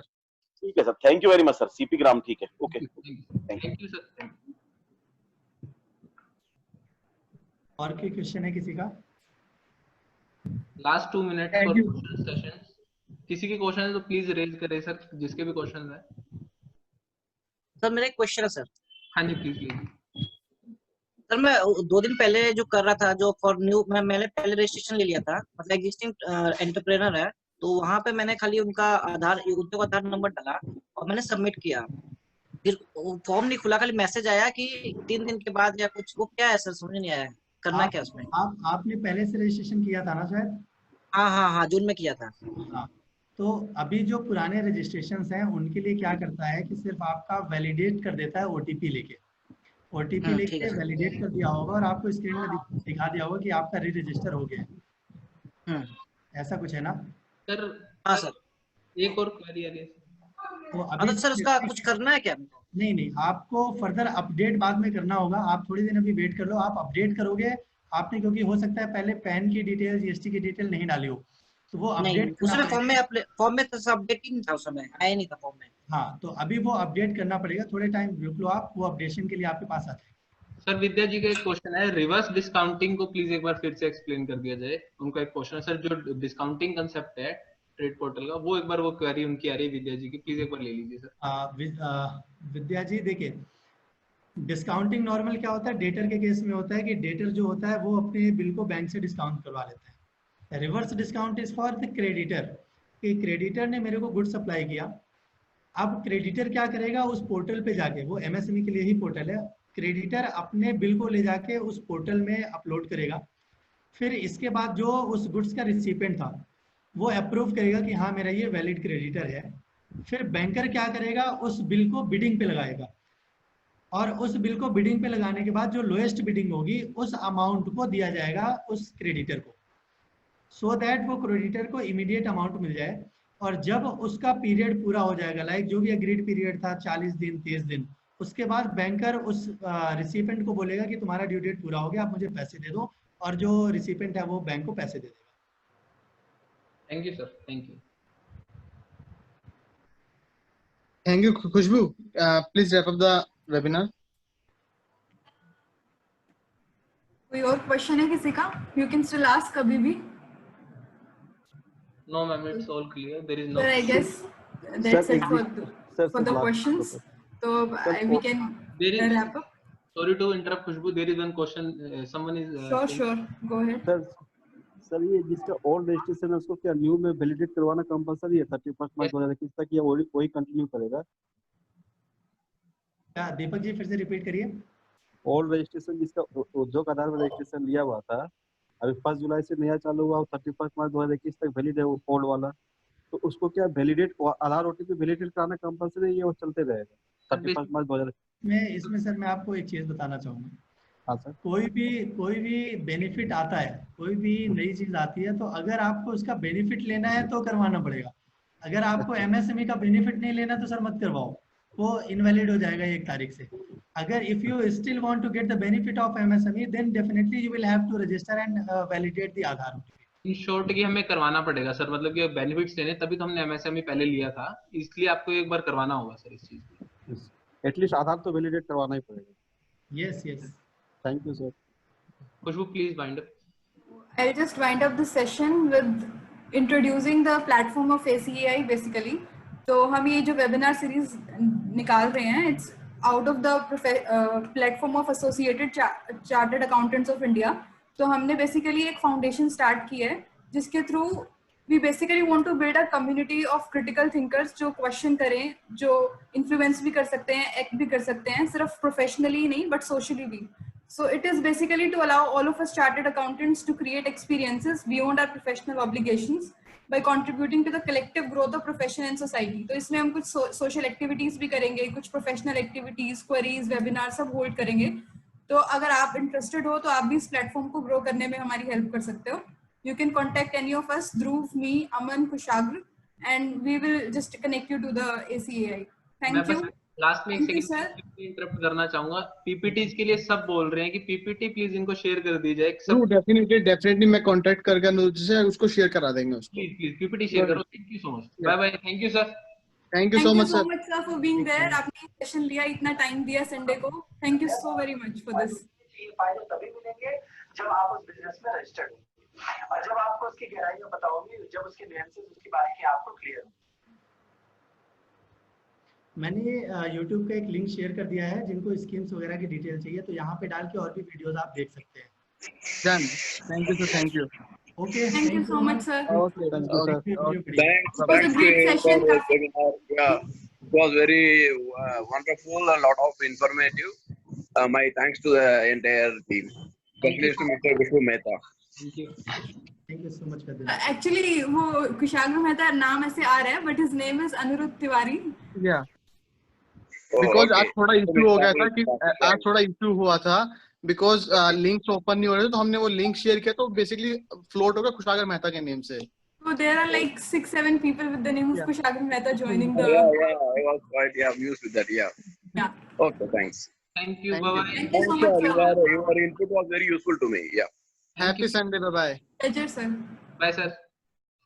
Thank you, everyone. Thank you, sir. Thank you so much. Thank you, sir. Kindly close the session, Khushbu. Thank you.